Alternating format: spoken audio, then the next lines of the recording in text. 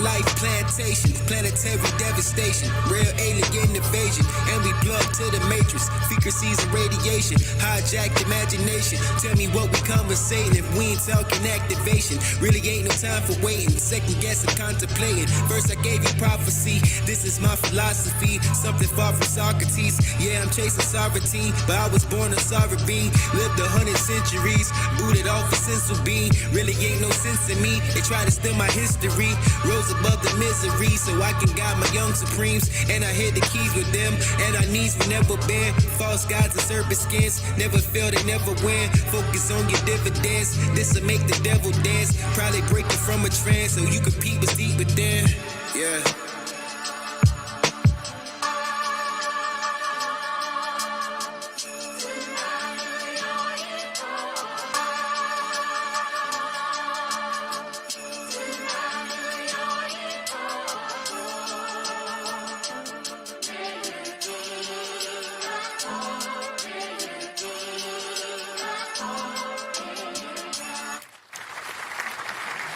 Meditation, elevation, inner self-realization, mental wealth for innovation, spiritually been segregated, diamond hits for activation, seen some things now I'm awakened, sleepy heads been asleep for ages, neophytes inside the matrix, flip the switch, I'm on the trip, ascension starts with proper basics, pranayama, breath of fire, manifest my life's desire, sheep was false on life's acquire, hidden truths for life's retire, third eye open, vibratory frequencies, all itself, the demons be a part of you, a part of me, please pardon me, for vulgar speech, the higher self is where I reach, back to back, my brother's keeper, unity's my brother's teacher, earth, wind, fire, soul, activate like dynamo, heaven's gate, kick down the door, this the devil's rodeo, been here, seen some lives before, I'm searching for the hidden scrolls, I lost inside the physical, geometry's the visual, spread my wings like pigeon stools, solving no decision rules, inside you find the proper tools. You know what it is.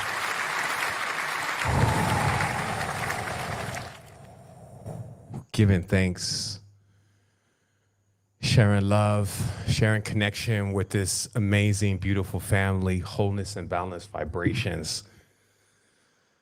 Let me give it a moment to breathe. Like I'm trying to come in here, I'm trying to really do my best to stay clear, to transmit, to make sure we continue to uphold this beautiful purpose of being the bridge, being the connection, making sure that we're looking out for those that are coming after us, being the guardians in the garden.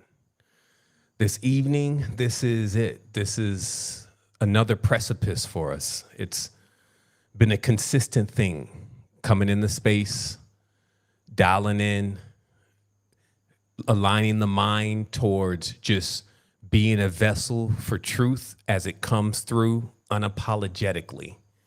And that's what we have going on. So as you know, we always remain about 3 years ahead of the rest of the world. So you get a chance to hear the prophecy, if you may, and let it profit for you, which means if you know the future, it means you can prepare yourself. But tonight, we're going to go into the so-called past, and we're going to realize that the wise saying of, in order to know who you are going to become, you must first know where you came from. And so this evening, I trust that I'm going to be in rare form to begin to bring the essence of the deep dive. As the word dive shows you, you remove the V. The V is pointing down. And on this planet, we happen to have a region that is actually the largest region. It covers over 70% of the earth. And this region sits below where we're at. It's kind of interesting design when you think about it. Like if you got a deep, if you drained all of that, it would just look like a huge mountain. And so tonight, we're going to go on the climb. We're going to go on the swim. We're going to learn how to breathe underwater again. And we're going to look seriously at the origins of humanity to answer the question once and for all. As the title of the video on YouTube is our mother a serpent? you know, what's really going on with our origins, so that way we can orientate ourselves, because all of those words are the same. Now, I do have a disclaimer today. This disclaimer is about the paradox. Because if you're hanging on every word and you're like, no, that's not how it works, that's not it, that will probably be the case. Like, I learned that life was really about what you made it, and that especially with spirituality, whatever you thought it was going to be, it would turn into. It's kind of like that mythos they had about Jesus. They said, whatever they wanted to see, he became. So it's just about here this evening, what you're looking at getting out of this experience through infinity. We're talking about those who see beyond death and realize that it's truly that mind, that consciousness, the same thing that happens when you go to sleep, and then all of a sudden it starts projecting and animating another dream. We want to know, what is that specifically? And as we grow and we activate more spatials, and you'll know what that means by the end of this evening, we also want to begin to tap into that and not get so distracted by who knows. It's getting pretty silly. So let's start it like we always do. Now, these two outstretched hands, all right? These two outstretched hands, let me tell you what they're about. This is that point. Like, if this is your first time, you can push number 1 wherever you at and hit enter, and, you know, we'll take into account yet another being added to the magnitude of what you're witnessing here. But this is that time where we touch and connect. So we put these two hands up. They're the most powerful thing. Here on the realm, they call it digitaria, the 5, the hand, which is symbolic to man. This is how it all goes on. We touch, feel, work, carry. There's so much that we can do with these hands. But we also give thanks for those who don't have hands and what they've been capable of doing. But just saying, when you win, you raise them up. It's a natural thing. So those natural things that are hard-coded in our reality, the underlining title of tonight's show was the coded principles. But these things that you just do naturally, like breathe, there's something there. And I found out that these two outstretched hands were on cave walls, in temples, everywhere, because there was a real notion that once you achieved unity, that you needed to take a moment to recognize it. Take a moment to bask in what it truly is. Come into the reality that you've achieved the perpetual motion. Because if you can get every color, every size, and every shape into a space at one time, agreeing on just one thing, and that's together, that we're stronger, that's the key to it right there. And I know we've been able to accomplish that. So, of course, we're broadcasting live. I think there's probably at least 2,000 people out there, you know, maybe. Maybe. However, I know that there's 1 billion people in here. Countless amounts of power and energy. And I'm going to do my best this evening to tune you into that energy, as always, as we come in every other Friday here on Tri Vibes. And every now and then we dive into YouTube and the rest of the world, and we just tune it up. We also invite you to enjoy the space of sovereignty. The air is fresh up here. Also letting you know that wherever you're at, in any time, in any space, if you feel like you're lacking, you're struggling, you're sad, you're cornered, you're bored, remember this time. Remember this moment. And remember from this space that you can receive everything, all the glory, all the honor, all the riches, pressed down and running over. And also remember, there's more than one of these. So we never fail to mention that. Wholeness and Balanced Vibrations Tribe.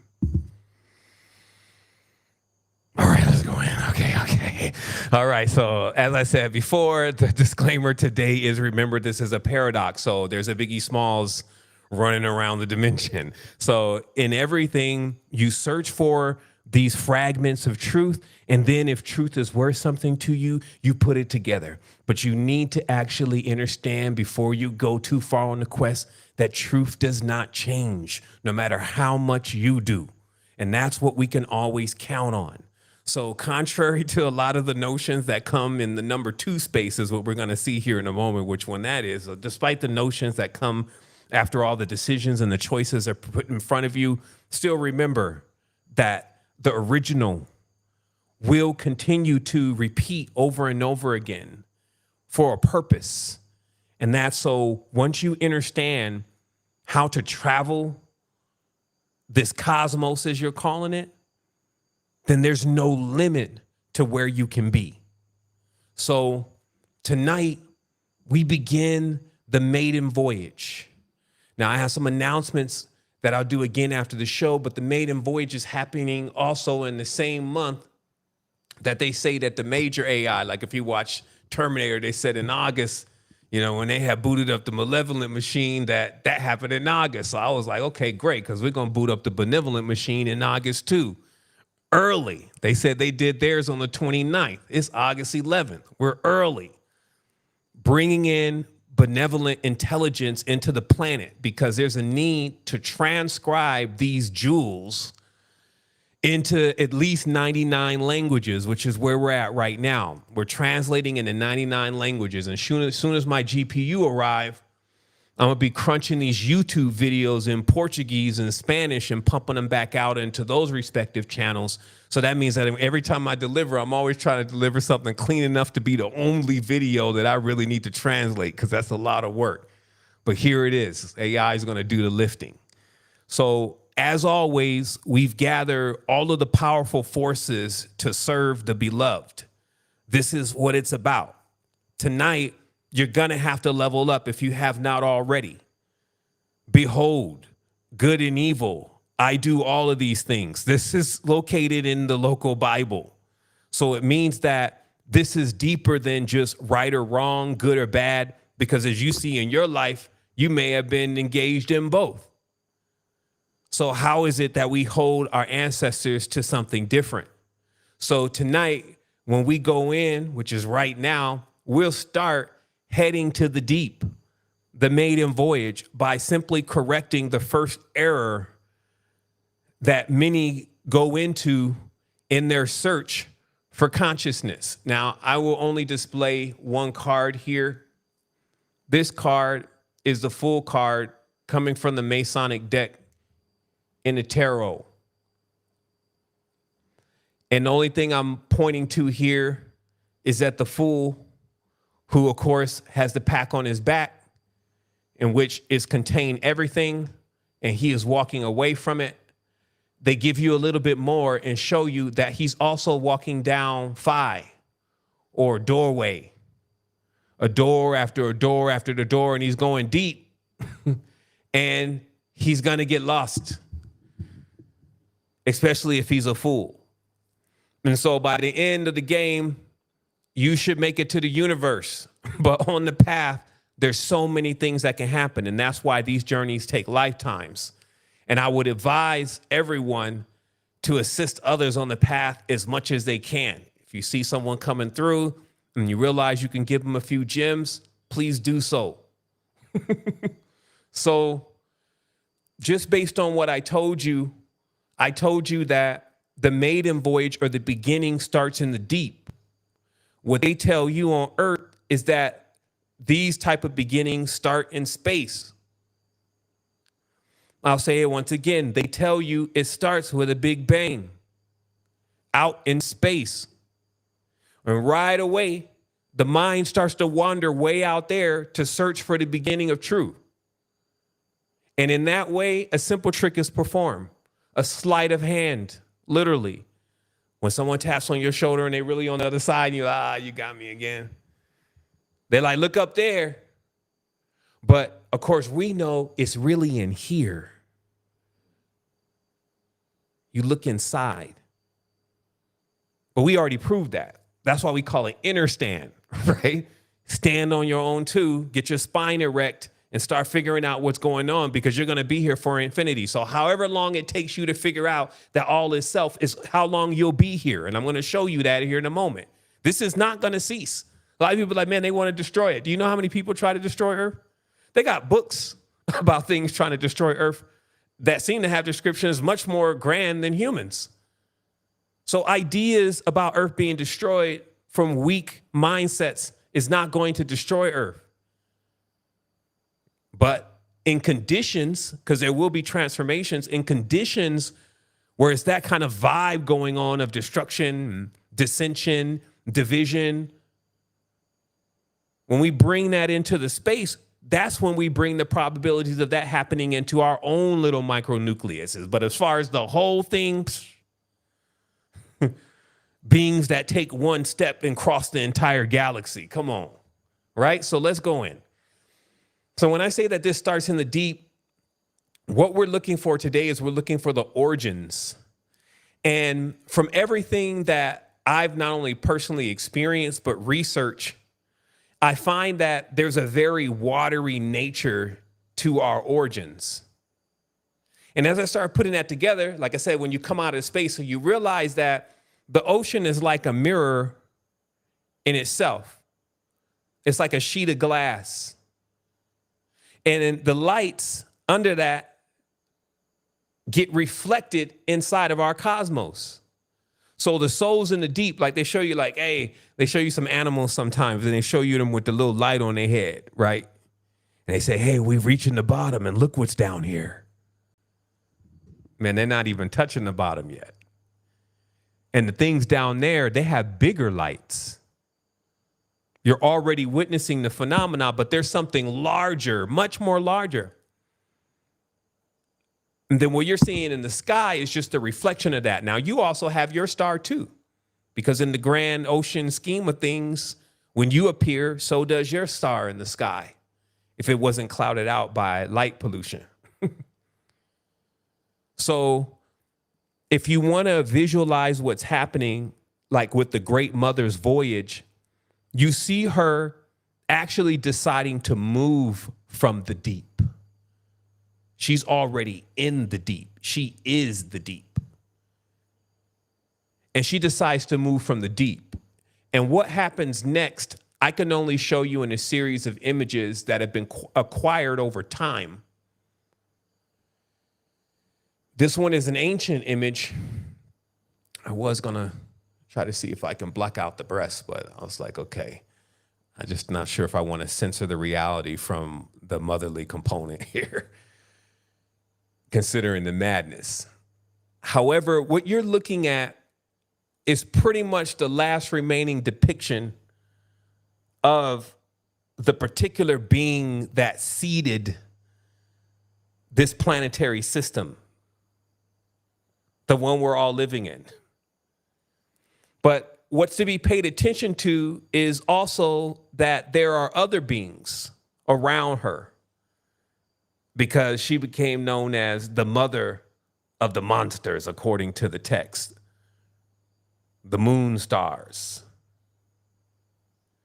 And each of these great beasts or great forms became the archetypes of our reality, their essence, their energy, their attitudes, their persuasions, just by sheer magnitude, became what we call influence today. It became what we call the planets.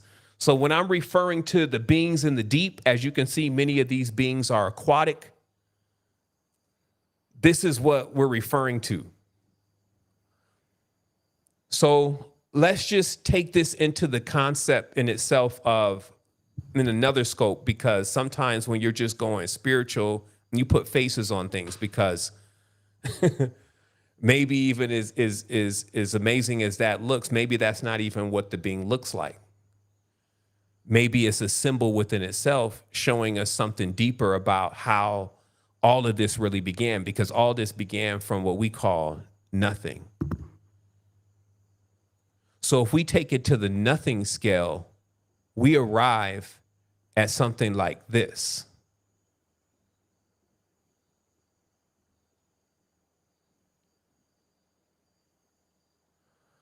Okay, we're going to walk through this because sometimes you miss the obvious. If we're going to study the origins, why don't we just look at a video of the origin?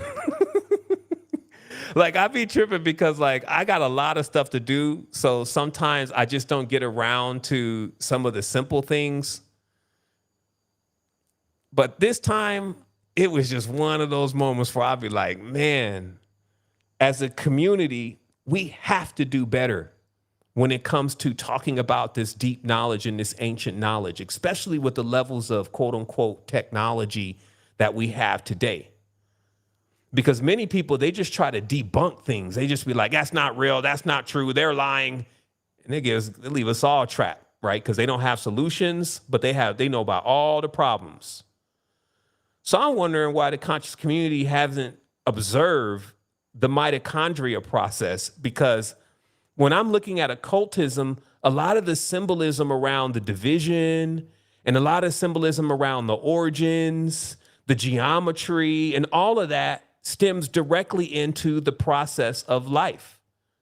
Right? And that all of this stuff about outer space and aliens and all this kind of stuff, it's almost like that's the hijack.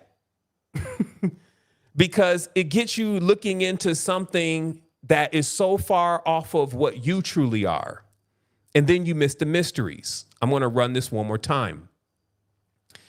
So give me one quick second. Let me turn it off, exit out, and then come back in one more time, okay? So let me explain to you what this is about, because this is what the deep looks like. This is just a snapshot of the deep. And this can go macro and does go macro. It's like huge worms. And in themselves, meaning inside of them, are other life forms also going through the same process that you're witnessing here. And I'm not even going to talk about it yet because I just want you to see it yourself so I don't have to make it up. You go get your own video, you go watch it, and you watch mitosis, because that obviously means when the Great Mother went into the deep, she went in to perform the mitosis. Now, some like to look at her like, like the Venusian mother, alien queen, like the movie with Ripley and all them. And then this huge pod sitting out there on the floor with a bunch of electrical tubes connected to them and stuff. And, that's just, that's our creativity, right? We're a storytelling people. But the reality is it's more of this session of myriads of energies actually coming into union and then generating and creating and then breaking free. So when we start bringing this up, meaning they start to split, they start to create the process of what we call division. And notice how, and we'll run it again, how it looks like some are running to one side and some are running to the other right when the split happens, if you didn't notice that, right? Give me one more second. So once again, what we're also highlighting here, because I explained to people a long time ago that, okay, so the thing also that happened on Earth was, we call it the broken heart, because that phi shape, it got split in two. And when it got split in two, one being remained on one side and another being remained on the other. You see how when that happens right there, this also happens simultaneously with what you call your double, your twin flame, the one you're really in love with, right? But because your double is split from you, now you're, with the old book when I read when I was a kid, it's called half magic.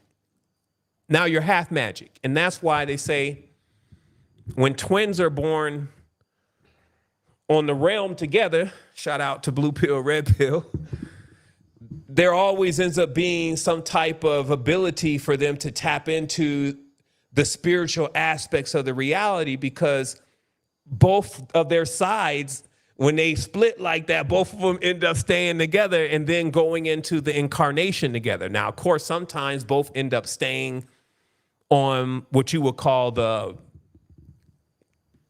inception, okay? And this is what you have to understand. here is going to be the difference between mitosis, which I just showed you, and the flower of life. The difference between the torus and the pentagram. The difference between the way that the mother creates versus her son. And this is going to answer everything for you, because you're going to get a chance to see the two worlds. And within these two worlds, they answer all things. So I have a quote here, and it says, those from inside and those without. And what this means is that, remember, as I explained earlier, if all of the life and everything is out there and a person is sending their transmissions out there, they're going to be without. They're out. They're without. Out is a being. But inside or within, that's where the truth is ultimately found, because without is only a replica. Just like when a mother produces her son, he's only a replica, a partial replica of her. But all these things have purpose. See, we be wanting to put everything in a race. Who's better? And it's like, that's that immature side of us. We be wanting, well, that's who did it wrong. Let's kill them. Well, they time is over. And we just speak things that we just guessing about. Meanwhile, there's an entire arc, meaning that there's a real system going on here. It's the truth. It never changed. So if you're guessing, like sometimes you can ask yourself, like, if you're guessing, when's the last time you've been out of your body? So if you talk about things of a higher nature and you haven't been out of your body, so let's explain it again. We talked about this last strong when we got together. So some, when they come out of their body, there's a vehicle there for them, right? There's entities that ride you up to the other firmaments, but really you're going down. These are the things that, it's like we're already in the hangman position. So up is down to us.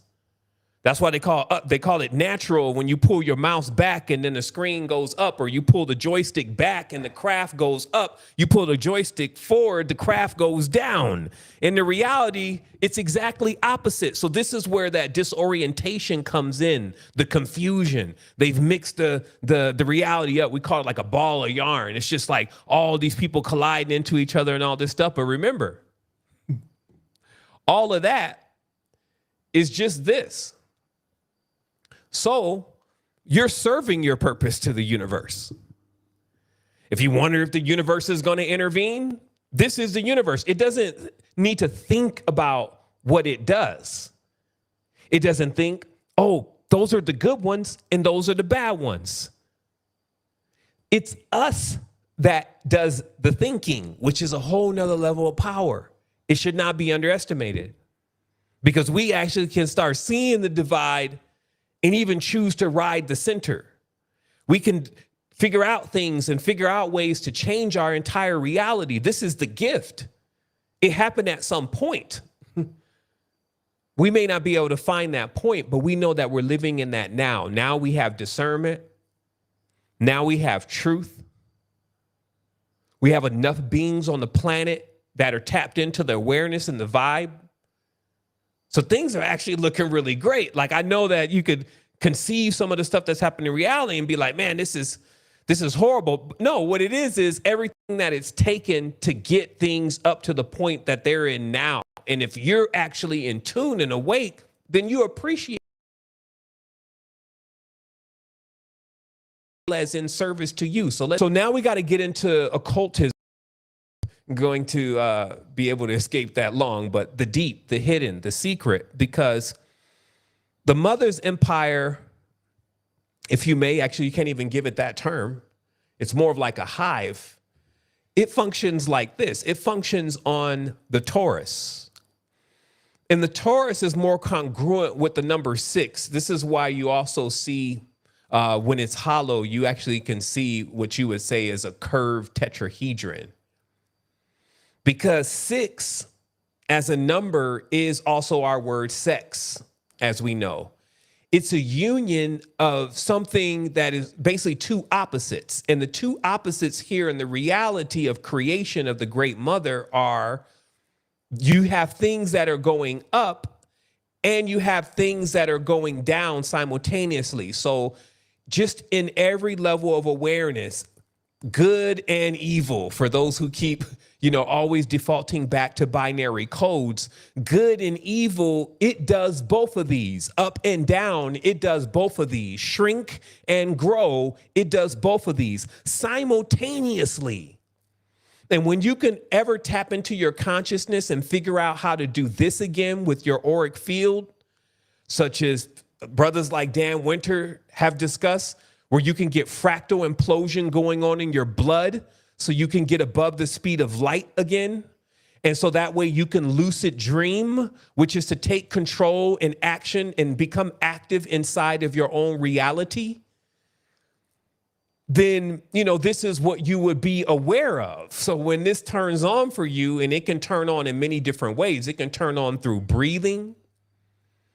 DMT temporarily turns it on. It's something that can be felt. So you can have millions of people still in the church and just still thinking that there is no God, or that there is a God they're going to meet later on. And you got people that already have met God, quote unquote, and what God really is. So just remember, though, you could still be in a world where you have billions of people who they say that they want to meet and experience the height. And the height is available and they have not seen or experienced it. And the reason why I'm bringing this up is because, remember, it can happen to anyone. As my mom used to say, it can happen to the best, where somehow you kind of don't get yourself to the point of what you're here for anyway, what your true purpose is. That's why it's so important to go to these origin points, because they actually encode the purpose. Now, tonight, I didn't come in to give the whole story, because this is actually going to be more of a saga. And we're putting it together now. But I'm going to definitely make you abreast of all of the primary components. But every single step of what happens in the beginning ends up controlling the very reality that we're living in now. And as I said before, the process continues. And I'm also happy to report there were beings that had made it beyond the realities or the game or the Ennead or the hebdomad. They gave it many terms, and it just meant that you had end up leaping finally over all of the archetypical characters by becoming all of them. You put together Humpty Dumpty again, basically. You were able to take these, you were able to master the process of, you see how when the mitosis happens, you mastered the process of how to bring all of the from the split back together. But because it's magnetic, and we talked about this before, when it's magnetic, when something splits and it's magnetic, it doesn't just snap back together. In fact, it detracts. So you need a special kind of ability to put together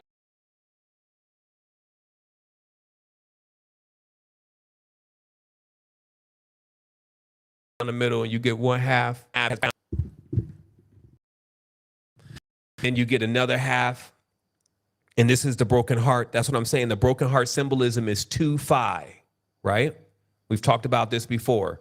They're 2 phis. So if you have phi, as you see in the symbol, looks like a 6. That's the broken heart. You put them two together, 6 and 6, those two shapes together, it equals this. You break them apart, you have one piece of phi. It looks like a shell without the other half.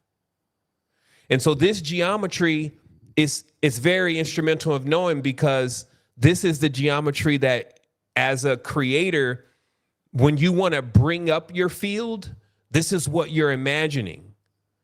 So what happened is that every time you use that power, though, you're using the power of the universal mother. which is also a man too, by the way. It's androgynous in every respect. It can create, it could do three things.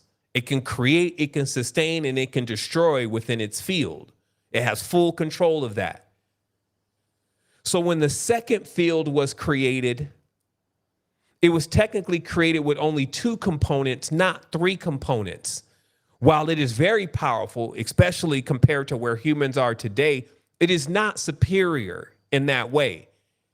It's a copy. So the copy of the Taurus system in itself is the flower of life, because it is the geometry that is used in the physical reality to change the things that are in the physical reality. And so I'm going to tell you a story about a friend of mine who decided that he was destined to become a high initiate Dojan master. He had saw some kind of documentary and he had seen these Dojan masters. And from that moment, he went and got a job because he was in his late teens. He went and got a job. And when he got the check from the job, he took the money and said goodbye to the family, kissed grandma, etc., and flew off to China into a monastery of the Dojan masters that he had saw in the documentary. He walks up the steps and there's a master there, and he tells the master, I've come here to be a Dojan master. And he said right away, the master snatched him out of his body. And so the first thing you immediately think of is the Doctor Strange thing. They plagiarized that. He said he snatched him out of his body and took him into this other world and then killed him horribly.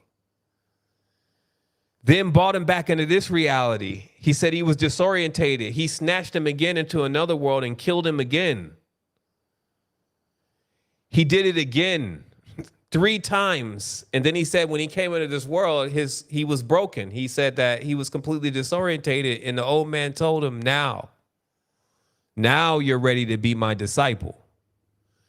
So what I'm getting at here is that through this process of this gentleman really, really wanting to achieve some level of highness and seeing what he thinks is the one that is going to be able to take him to that, he's immediately bought into something that he has no clue. It's kind of like when you take like the bufo or something and you've never done any of that kind of stuff before, and you're still like, oh, yeah, I'm going out of the body. Oh, yeah, out of the body. Where is that? And then all of a sudden, you're in the universe that you thought didn't exist, doing a lot that you thought didn't exist. And as you keep trying to orientate, literally, things just keep getting more and more out of control as you realize that you're way over your head, that there's a real spiritual reality, and now you're in it. So in this process, though, he took him on. And unfortunately, he initiated him into this cult that's pretty much purveying most of the spiritual institutions of today, a direct initiation into an army of very war-driven entities. But it wasn't without him learning many things that he passed on to me. And one of those things was one about ground.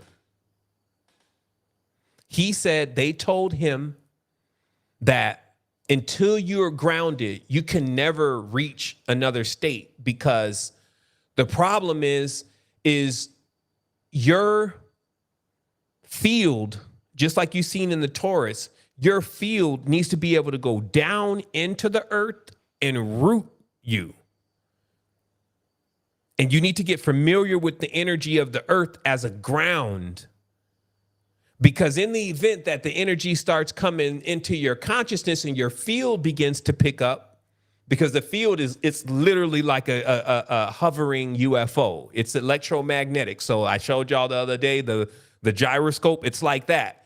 So in the event that the field starts picking up and you start lifting off, if you cannot ground, as you're going through the other spaces, you will get lost in those spaces. You will get stuck. It's like going into a dream and you never remember that the dream started because you'll never remember where the reality is anymore.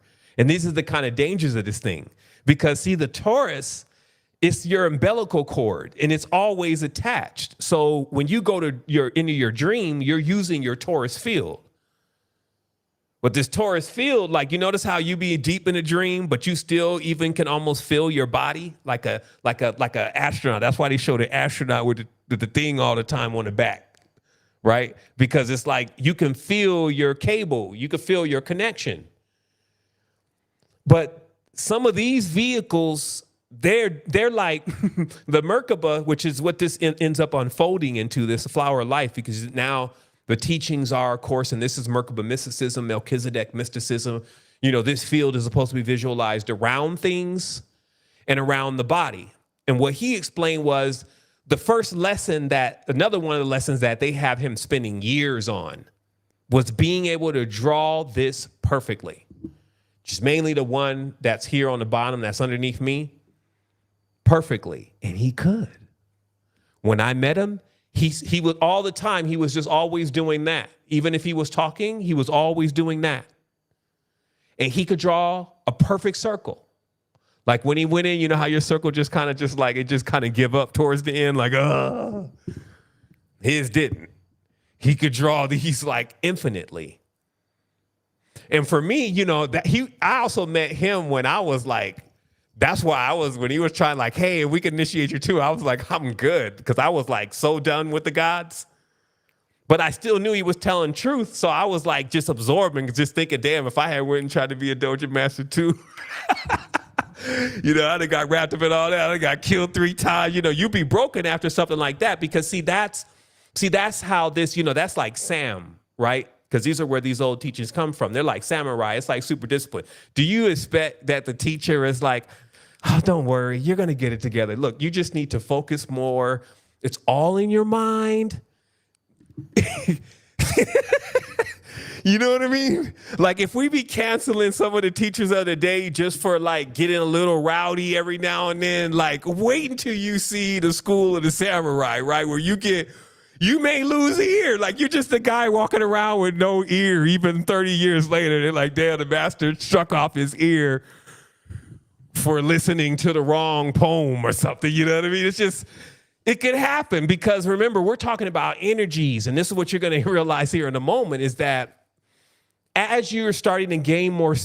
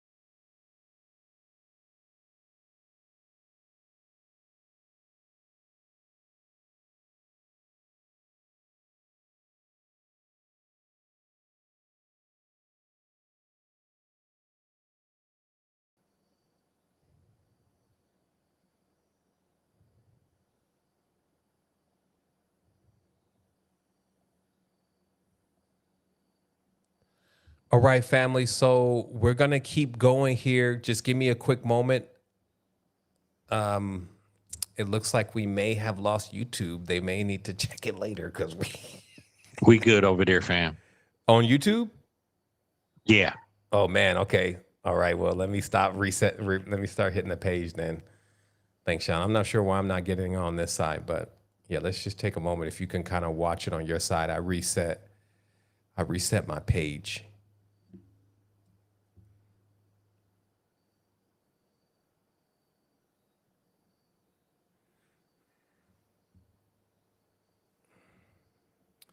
All right, so you're saying that we're coming through on YouTube?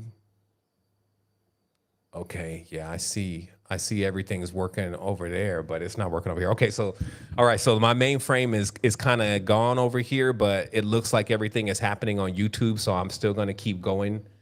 Also, just so everybody here in the Zoom knows, we're gonna go in on the Q&A later on after the build. So if there's any questions around this, then you can go ahead and ask me those questions then.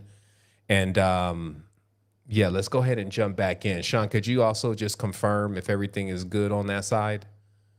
Yes, sir. We're Gucci. Okay, great. All right, so I'm just going in. I'm gonna keep going. So what I'm trying to explain here very clearly and concisely. Okay, so my screen is back over here.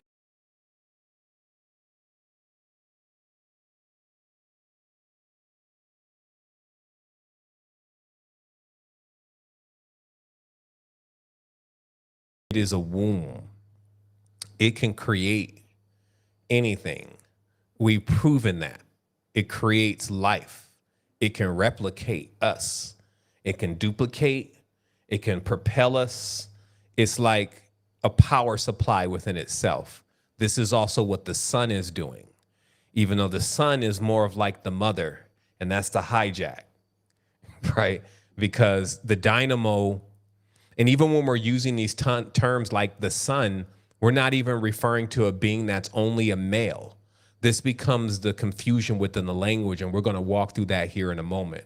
But let's just catch up here that there's one system that uses the torus, and you can breathe in these patterns, and you can associate with this geometry because it's already built inside of you. Then there was a secondary system that was created. And the energy around this is actually mentioned within many documentations. You've heard the stories before, and it's like the creation of the sun itself, meaning the son of the mother, brings in a new world. But this is not actually what the ancient mysteries say completely. The ancient mysteries, which were in this case, were coming directly from the Dogon, say that, let's say we're going to use the context of Yemaya, that Yemaya came from Sirius in the deep, that basically deep in the ocean, there is another quote unquote planet, if you may, and that it's inhabited by these aquatic, what are also seen to be eels in many ways. Some would say dragons or serpentines. They kind of look like the fishes that they have, the big that they have, I think it's called an anglerfish, but there's a big fish that, you know, it's like it's more like an eel. It just goes on and on and on and on. Big sea dragons, right? So the story of Yemaya is that she set up what could be seen as an entire hive of entities. And this was a part of her creation, except for one of these entities, which it talks about in the Dogon tradition, in the creation process, broke free of its, or aborted its womb. So let's look at this in the mysteries, and just so I can show you where it documents this. In this text, it says, the Egyptian regarded the beetle as a double-gendered and self-producing. On a coin of magnesia occurs the type of hermaphrodite, the idea of an original self-complete in which the distinction of sex has not yet been developed, was a characteristic of the cultus of the Sibyl and is known to have been an Asiatic, not a Greek thought. So very clearly, there was already awareness that just like they try to depict the angels as being non-gendered, that these beings, their sexual organs, if you may, were inside of them. Okay, I'm going to say that again. All the organs were inside of them. They didn't have like the external organ like we do, where we have an external sexual organ. All their stuff was all contained inside, and so they can reproduce on their own. And this also lets you understand what I was saying in the beginning, that when we're saying the deep, the cognate of that is like the deep ocean, but it's also in the deep womb, in the deep subconscious mind where there is indeed life. That's how life is created. It's created from that space first, because that space exists. So it's just that awareness that everything goes on in the deep. And as it goes on, it mentions that it's showing you everything right here. You just have to understand what the cult already revealed about this. So the Sybils, who were Parthogenic in many ways, they had what you would call, I believe that's called the Parthenon, where it's a place where these women become inspired, if you may. These women in many ways were hermaphroditic, and they can produce and birth offspring. And many of these offspring were seen as being divinely inspired themselves. Some of them became the demigods. So I'm just trying to explain to you that it's already been known that there are beings that had kept generating from themselves, but we're trying to focus on one specific being, one being that is sitting around, let's say, this throne, if you may. And it's actually sitting at what you would say is 1, 2, 3, 4 o'clock. Okay, sitting at 4 o'clock, there's a fish man that reminds you of Dagon. And when you know about this mythos, you know that it was that particular 4 o'clock that broke free from the incubator. Okay, so let's look at the text again. It goes on and it says, the divine being has both principles, the masculine and the feminine, united itself like the source of light. It divides and unites them again to create. Or God can bring forth something with his own procreational power, okay? And this is where the hijack comes in, because it's not a him.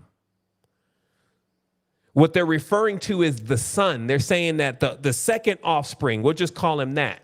The second offspring can also divide and unite and create. But he's getting that power and that knowledge of that power and ability from his mother. Right? Because when we're saying the mother, we're really saying the womb. So this being has a womb, and I'm going to prove this to you in a minute, because how humans become created is this being literally removes the womb from his body. Let me show you. It says the divine being has both principles, the masculine and the feminine, united in itself. Like the source of light, it divides and unites them again to create. Or God can bring forth something with his own procreative power.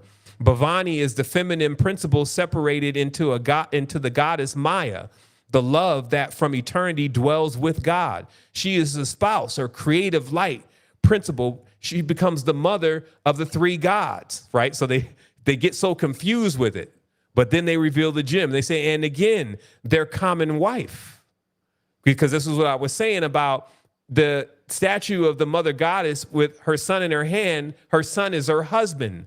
And this becomes very uncomfortable for the modern society.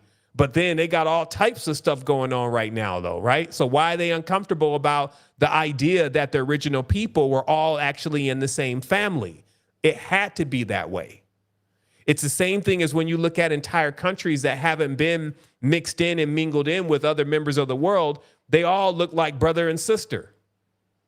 So in this case, it says that those three gods and their feminine parts, Brahma, Vishnu, Shiva, become again with their lady one form. They are hermaphrodite and receive the names of Bhavani as a surname. So they're just saying that, just like you see that Taurus, how it comes back in and it becomes one form and then it goes out and it becomes back in one form. This is what they're talking about. But then people, this is the power of gods, but it doesn't mean it's the God. Okay, so then it finalizes with the gem and it says, compare the atom, right? And it gives the name of Adam, who's the son or Mithra, as the spiritus vitae, continuing in himself the souls of all the Israelites. The Isa, the Isis rib, was parted from him. Let's say it again. Compare the Adam, son Mithra, as spiritus vitae, containing in himself the souls of all the Israelites before the Isa. The Isis rib was parted from him. So they're explaining, and I had an image for this, but they're explaining that. So this form, it had the androgynous state, and that's what they're reading to you in the Bible about Adam. Then they remove the Isa, which is they're saying is the rib, which is a mistranslation, from him and parts it from him. This is what creates the external world. Because in order to create an external world, well, actually, there's a few procedures that happen, but this is what creates human beings in the external world. One androgynous being doing mitosis or surgery on itself using the flower of life, which can perform what's called the sacred cut. So in real occultism, they practice an art called the sacred cut. It's a specific geometry. So all those guys that write the books about the geometry, like Nassim and all that, that's all they're talking about. The vector equilibrium and all this kind of stuff is all about the sacred cut. And what it is in the physical reality, the cognate of what actually manipulates the non-physical reality. So in that way, you become like king of the world. And there was one time where I can also account to this again, hitting the spotlight in the conscious community. And it was when we got the last transmission from Drumvalo Melchizedek before he decided to leave all of the people who were misusing the Merkaba mysticism and the techniques that he was teaching. And his last statements were, I thought that the people would be excited about using these tools to free humanity from the clutches that they're in. But instead, they chose to use it to make themselves young, to make themselves beautiful. And he did mention that they were already rich. So what he's saying is that there had been this group that had become attracted to his work in relation to the Merkaba, and he began to teach them how to turn it on. Because remember, this vehicle, like Dan Winter speaks of, is different than the Taurus. And it has like the angle, because it's not circular, it has like holes in it. So, and it has one hole in the bottom, and this means that when you use the Merkaba, or what you would say is the six-pointed star, in its hard angles, it leaves a back door open the moment you use it. It's like a technology where if you don't understand how to secure the back door, the moment you use the Merkaba, you leave yourself open to possession. So, we could get into this later on about all of those dynamics and about the angle and how the angle is bent a little bit, but it's just a product of a duplicate, basically. You got an original, and then you have where the sun created his own system, and he used the flower of life in order to build the world. And he builds the world with the sacred cut, because the sacred cut allows the manipulation of all of the actual real parts of a life form in a physical reality, right? So in this case, we're now seeing, as I said before, we're seeing two worlds come to life. And we're seeing there being a realm that is the deep, that is expansive, and is even the subconscious mind. And you can say that that realm is looked over by your mother or the mother of all, right? And then you have these spaces that are further away from the deep that are worlds themselves. And let's get into that. Let's get into So now when you think of heaven and they tell you, hey, heaven is all these layers out from here, what you can now come to recognize is heaven is actually the layers and the separation of layers that as you're going down to the deep. So the reason why it's important to understand this, and that's why it's almost like everything is inside out. It's like when you go to sleep, you're going, first of all, you generally get into a ley line, which a ley line is in your area where there's water running underground. There's always a natural place everywhere that when a soul dies, if you may, it gets onto a highway or a river or a road. Okay? So just following what I'm saying, that they call these they call them ley lines.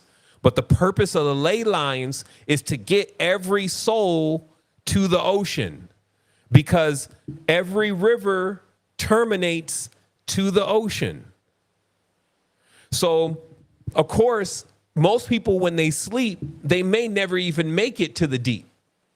And what this means is that they'll make it like to the first layer of the heavens.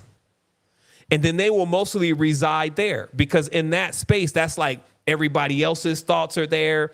Humans, chairs, cars, video games, all that stuff is in that first layer, because that is the world that, quote unquote, and we got to give them a name, the jackal is a good fitting name. That is the world that the jackal built. So how this works is the first layer of the ocean, and we're going to be illustrating this. That's why I say, hey, I'm going to give you an overview a little bit of this, but we got some illustrations coming. The first layer of the ocean would be akin to where the moon is. Okay? And I'm going to go at that again. The first layer of the ocean, however thick it is before you get to the second heaven or the second haven, that would be the distance from Earth to the moon. So the distance from Earth to the moon in the deep is the layer that is controlled by the jackal. So that layer is also called the surface. And I always found that the word surface was interesting because it literally means the face of the serpent. So let's decode really briefly the serpent. And we'll do so by looking at what is known as the crown of the Magi. And I don't have a picture here today, but you just have to take my word for it, or you can Google it. On the crown of the Magi, because now, actually, let me pull it up here, because this is very important, because it correlates what I'm saying about an entire system of magic that is built on this flower of life. And this flower of life, like when it's shown as a symbol, it's shown as the Star of David. And it always has the straight angles, because the straight angles themselves in straight angle geometry, like squares and straight lines, because the mother doesn't create in straight lines, it's like always, in this case, it's the sun's creation.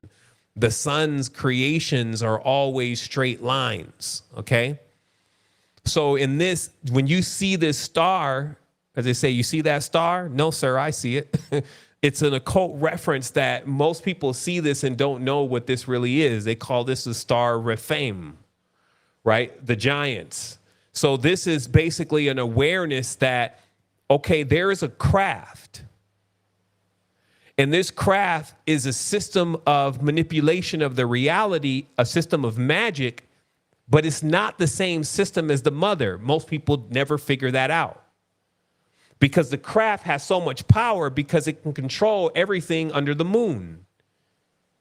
That includes the physical reality and includes the first layer of most people's dreams. So if they don't know how to deep dive, then they cannot move. So then there's an initiatory process. That's why in the Quran it says that they tried to ascend to the third heaven and we bombarded them with huge projectiles. It's just a reference to even people who try to get into the deep don't make it into the deep, because they're not, as it goes on, that they're not guided, meaning that they don't have any kind of navigation, because the Taurus is the navigator into the deep. So let's keep going. So we have another system then. This is like, so when the sun, and we're just using these terms, could not or did not want to replicate his mother's system and instead have his own, he used this system.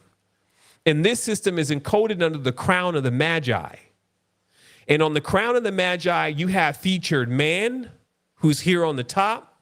You have featured the eagle here on the left. You have featured the lion, and you have featured the ox. The reason why there is no snake here is because the Magi is a snake. And this is the secret to the initiatory mysteries, that all of these beings, they're serpentine. And what they generally feature is one strand of DNA, because even in the genetic mutations that we do now, we start off and go research it, go to CRISPR. They still use the single strand DNA from the reptilian zygote, I believe. And then they start all the creation process from there, because it's better to start off with this one strand. So it makes perfect sense that the ancestors had one strand of DNA. And we talked about this before, that, of course, having one strand of DNA, you become very orderly. And this is why, like, when people start examining the reptilian empires, they rapidly get into things that humans can't, like, even think about why something would happen like that. It's too tough for them. Because when you understand even how, like they tell you in the ancient secrets, to observe these animals in nature, so that way you will understand their temperaments. Because when you see a smaller one here, there's billions of them, and there's one energy filling up all of those life forms. So the planets, if you may, or each of these, as I said before, each of these archetypes in themselves, they represent planets. And in themselves, they represent the energy of that planet. So and on Earth, they represent entire nations. So an entire nation will be one beast, if you may. Okay? So this is why you can see that a part of this magical system that's developed on Earth is also about taming, mastering, and even killing those beasts. Look at the systems that are in magic today. They tell you how to constrain spirits and make them do your bidding. So regardless of, even though you say, well, I'm a human and, that's okay to do to other entities, and it's never okay. It's the same process, right?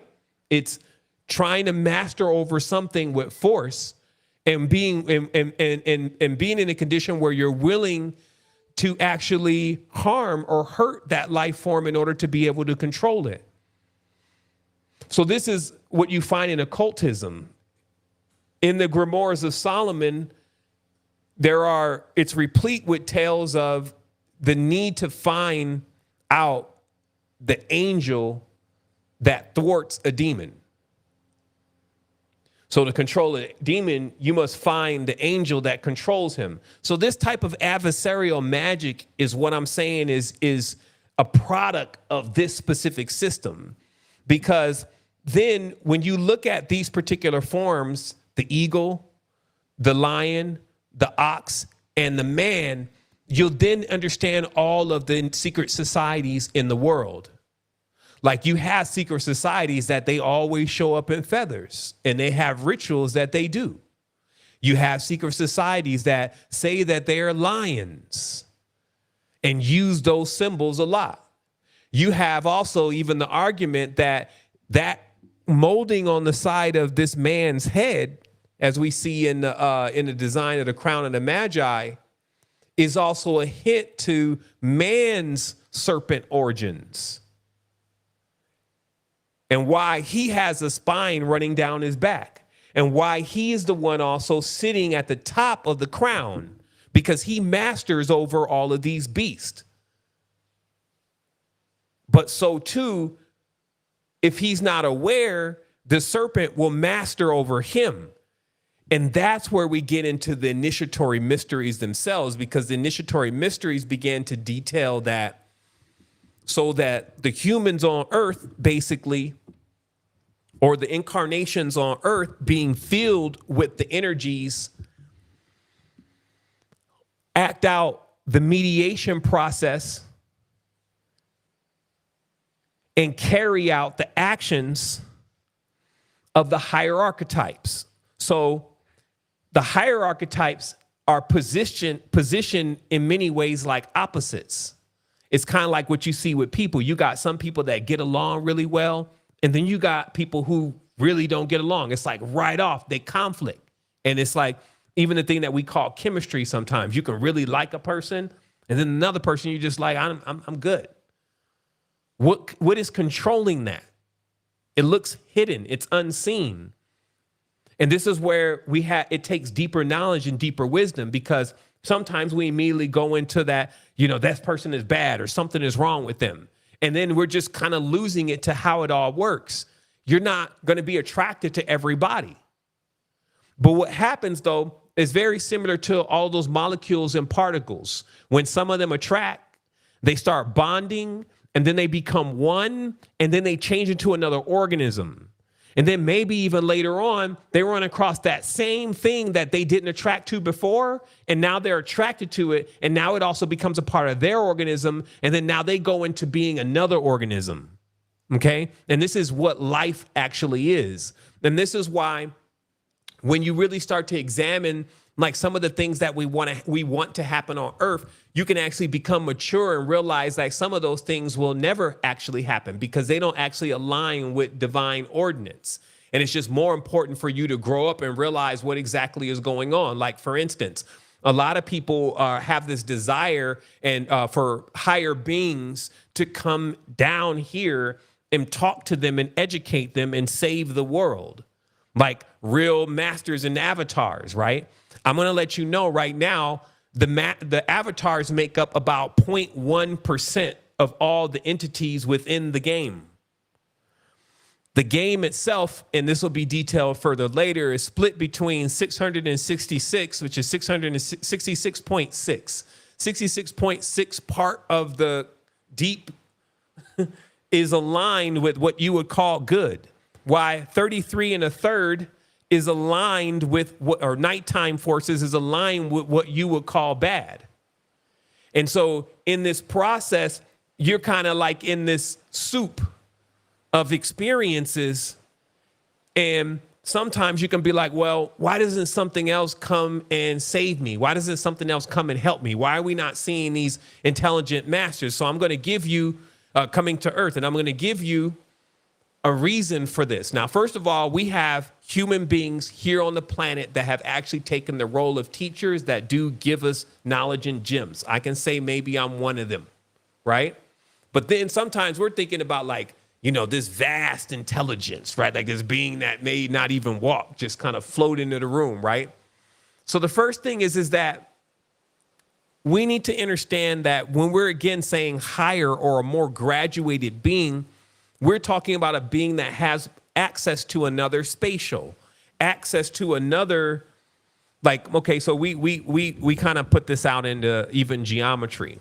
We talked about how in the mitosis process, you watch it go from 1 to 2 to 4, and then it reaches almost like a level, and this level is 64.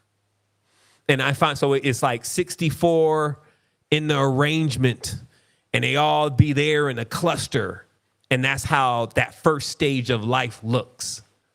So if you can think about that from occultism, they tell you that the I Ching, or the 64 trigrams, is the law of is the way of changes. And within that book, everything of the potentiality of what can happen here in the matrix can be divine from those trigrams, right? Then we have the chessboard, which is also set up in a 64. And it shows you that the design of the chessboard is exactly technically how things play out in life, from top all the way down to the pawn. But then when we look at this structure and we see the structure, we can see that, okay, this is one level. And when you get to that, when you realize that, hey, okay, so they have the realities are actually designed one level after another, then you can start seeing deeper into, well, on the chessboard then, the main thing about the pieces is as the piece is higher, it can move in more directions, like the queen. Then you got pieces that move different than all the pieces, like the knight. But then you can gather from there that maybe the next piece after the queen probably can move like the queen and like the knight. And then going on from there. And when you want to go on from there, you leave the spatial, meaning you leave the flat plane, and then you go into something that actually allows you to go up and down. See what I mean? So if you lay out the flat chessboard, you only can go forward, back, left, right, diagonal. You can only do this. But what about this? And what about this? So that's when we're saying higher forces, higher beings, or when you get to that next stage, because you're already on that stage, because these higher forces, higher beings are none other than the higher self. But you just have access to that other spatial. And that's why lucid dreaming is generally the gateway to that, because now you get access to the dream plane and that gives you wings. But technically it gives you it gives you submersion. It gives you the ability to dive deep. Right? So let's just be very clear here that we understand that the higher forces actually consist of an extra spatial. Now, one thing that you need to understand when you get another spatial is what? That there's more combinations, there's more moves, there's more potentialities. So thus the complexity of the entire thing increases. So that's rule number one about why higher beings are not always meddling in human affairs. And it's because they have their own thing to manage. It's just something that you really need to consider. Like if you get onto another level, do you think that it just gets simpler? Balance is something that needs to be obtained at all times. It's a constant. Things that stay balanced generally stay in motion. The human is always in motion. It has a thing that's literally spinning around him to keep him standing straight. Other than that, another example is go stand on a bike and try to get the bike to just stay up and stay balanced and you don't move. No, you got to go like this and kind of keep throwing it up, because that's what balance is. So even when you get into the higher realms, in order to stay balanced, it's still like a constant maintenance. And now you have more things to maintain. But if you have already achieved this, like you achieved it on earth, you know how to do it. Like I said, it's like riding a bike. But if you are like still, again, you're entering into higher levels of consciousness, it requires that you maintain yourself, right? So trying to maintain something else may be a strain. That's reason number one. Reason number two would be that when you reach a level of being able to completely comprehend what we're talking about when we're saying higher beings. As I mentioned before, like when you have all these archetypes and you're really trying to learn all the archetypes so you become the great communicator, and then you're trying to merge all the archetypes into one being with your uniqueness and then move beyond that. At that stage, your level of comprehension would be at the level of where you can even communicate with these higher beings, because the level of communication has to not be one of division. So if you get into that higher space and you still think that there's an enemy, the one that you're going to be talking to is going to be that enemy, because the mind is going to bring out the truth. And it's going to reveal to you your falsehood. So if you have like this thing and you don't understand the hierarchies of existence and why all these things are in play, and let me give you something else to think about in relation to larger beings and life forms and the potentiality of the respect that they deserve. When you think about the ocean, and I mentioned this the other day, so at a certain stage, I was at the beach, I saw somebody drown out there, 2 people drown out there. I didn't even know it was current. Then all of a sudden the police were all over the place. And, it was a very sad thing to watch. But the next day, everybody was out there again. And they were laughing and playing and celebrating what was going on in the ocean. So the takeaway that I have from that is that the ocean is basically like people don't look at the ocean and say, man, you're bad. You took those people yesterday. We need to lock up the ocean. Let's just kind of bar it off. Nobody go to the ocean again. It kills people. Nobody thinks like that about the ocean. Why? Because they'll say, well, the ocean, it doesn't think. It doesn't consciously do those things. Somebody just drowned in there. So now they say the ocean doesn't have any form of sentience in itself. So they just basically go off on this tangent. But the truth of the matter is that nobody would say that to the ocean. Nobody would say that. Well, sometimes they do get mad at the hurricane, right? Because he kind of tear up everything. But I'm just saying that there's a whole different level of respect for larger levels of life forms that seem to supersede our, whether they're going to go to jail or whether they did bad or whether they're really good. And you need to pay attention to that because that kind of continues. And this is why it does make it where, like, you should respect your mother, you should respect your grandmother, and, you know, on down the line in your ancestors, regardless of whatever their particular position is because of their hierarchical, basically their hierarchical resonance into your creation process. So it's just kind of like recognizing where they're at and who they are. And that actually allows you to get to a stage where you begin to level up within yourself because you begin to see how all the things that are taking place in the world are also happening in you. So in conclusion here, I wanted to also mention that always remember that in relation to the higher vibration, technically, if everything is going well for you, you're coming towards it anyway. So there's absolutely no reason for it to have to come here for you. We're talking about vibratory frequency. So if you continue to grow, you will reach that stage. So it's like, hey, that being is coming here anyway. This is also what I know to happen when people die, as we call it. The reason why they don't return into this is, first of all, it would be literally asking to get inside of one of those circular spheroid shells again and actually go through the incubation process and then come into the reality after being inside of the Great Mother. Now, people have talked about being inside of the Great Mother before because they always say, hey, when I had this near-death experience, I went into this place and it felt like everybody there was family. And it was like the greatest place and everybody welcomed me. How many people have heard these stories? They're over and over and over again. You could go hit the YouTube. It's so many people. Hit somebody they say, hit somebody that's been on the substances before. They don't generally tell you, unless they already had something janky going on with them, that they go into this space of evil creatures and all that. That's not what they say. They say they go into this place and they want to stay. But then they tell them, hey, but you know, you got to come back. You got to go back, because where you're going back to is you're going back to the matrix. You're going back to the flower of life world created basically by the jackal using the geometries and the layers of reality in conjunction with the pyramids and the moon. That's another story. But what you have access to every single night is to make the journey home.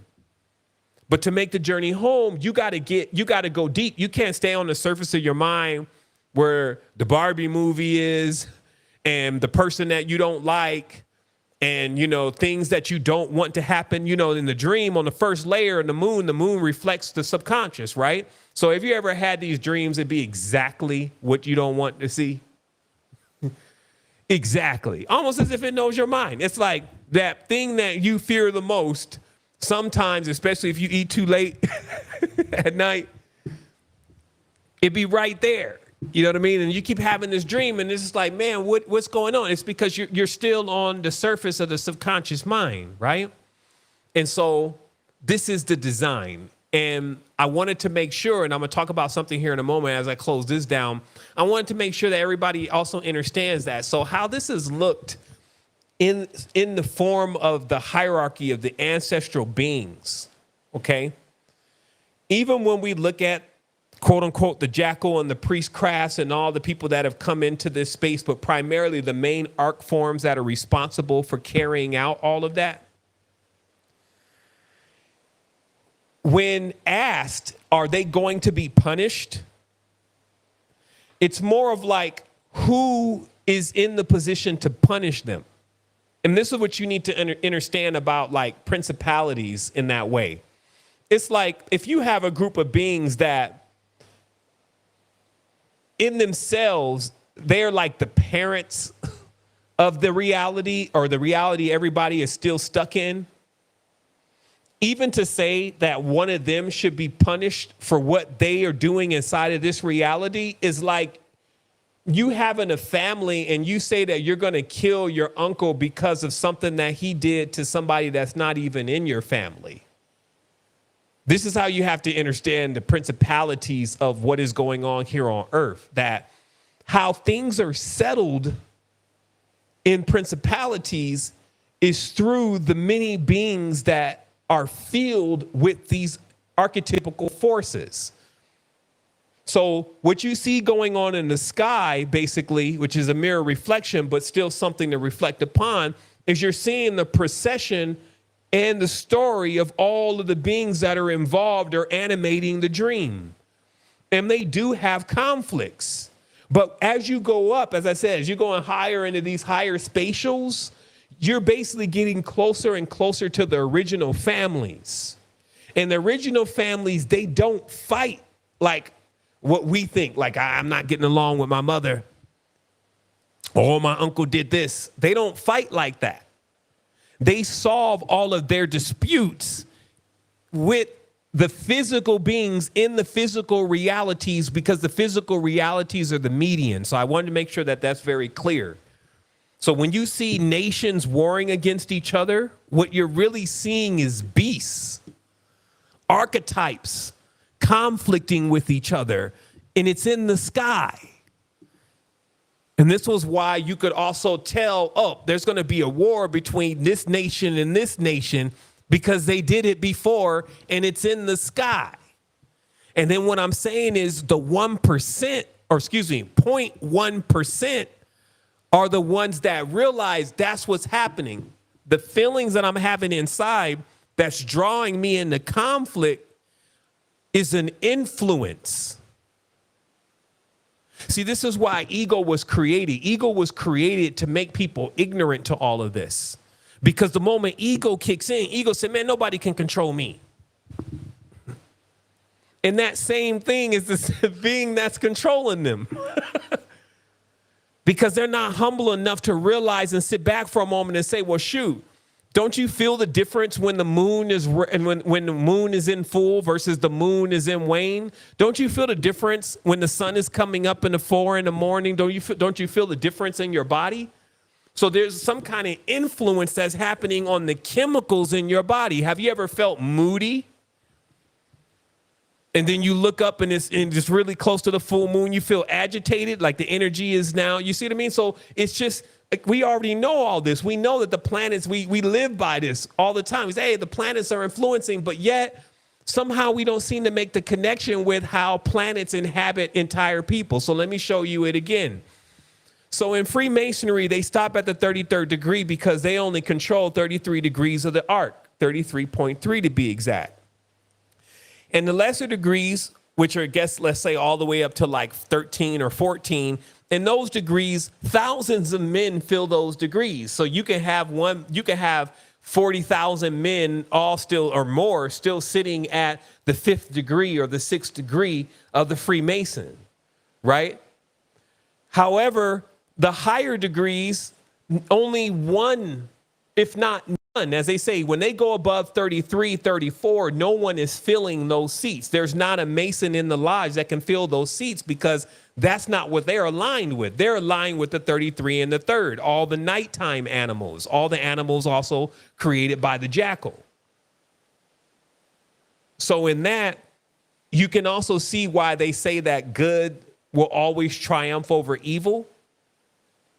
But remember that as they are talking about in these scriptures, that this evil is working night and day. What they're really referring to is that constantly in the subconscious mind, night and day, the 33% of your consciousness that sits below the horizon is constantly trying to convince you to come over to that side. And what's happening in the reality now is that it's starting to look like, you know, even after the last scenario that happened here on Earth, it was very clear that the dark side, if you may, had like gained some foothold. So it's like when you think of the 66.6, you may think, well, we're always going to win this. But as time rolls out, man, sometimes that thing may even look like 50-50. 50 sitting on the side of the dark, 50 sitting on the side of the light, quote unquote. Now, imagine when I'm telling you all about this, I'm also saying that, hey, there's a level that you reach where you realize, hey, you're on the battlefield and you're like a toy soldier being strung along by the archetypical energies that are used in order to manage the matrix and to continue to create it through infinity. Nobody's going to stop infinite physical creation for the quote unquote negativity that is going on inside of it. It's up to you to take a moment and say, hey, that way that I'm acting, especially when you show characteristics that the characteristics are not good traits. Nobody needs to tell you about this. They say that you have your own internal compass. It's always telling you when. It's like, yo, you, what's up with you? And you keep stacking it on more and more and more. So then what you're doing is you're getting more weight. So let me lay out really briefly the diagram of these kingdoms. So just as I told you now, these planets, quote unquote, each of them rule a layer of what you would call the netter world, right? They call it the nether world. It's the netter world, right? So in the netter world, right, they're trying to create their own replica right now called the metaverse, right? It's all out there. It's all in space with all the Avengers, right? But there's a netter world. And the netters, we already saw them today. That's these beings. And each being is a master of its own domain or its own layer. Now, also remember, like, this is the whole body. So your heart, and that's why I told everybody, I said, look at George Haeckel's radiolaria and tell me if you don't see the shells that would hold the heart, the shells that will hold the pancreas. See, so this is like a collaborative build of years of research and experience, right? So let's just look at Haeckel's radiolaria real quick, and let's see that all of the, let me see, George Haeckel radiolaria. So I was explaining, I was like, look at these designs. I don't care what everybody else is saying. Can you not see that clearly that some of the things that we do on Earth seem to be in these patterns? Like, here's one of them. Let's just pull it up real quick here, right? We used to show the entire collection, right?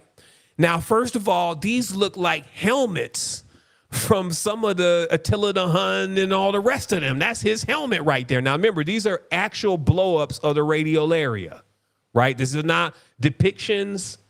And that's what I was saying, like, yo, years ago, hey, everybody, look at the radiolaria. It seems to be the geometry of an entirely different kingdom. Look, there go, let me close this out real quick. There go the, okay, cookies. Hopefully they taste good.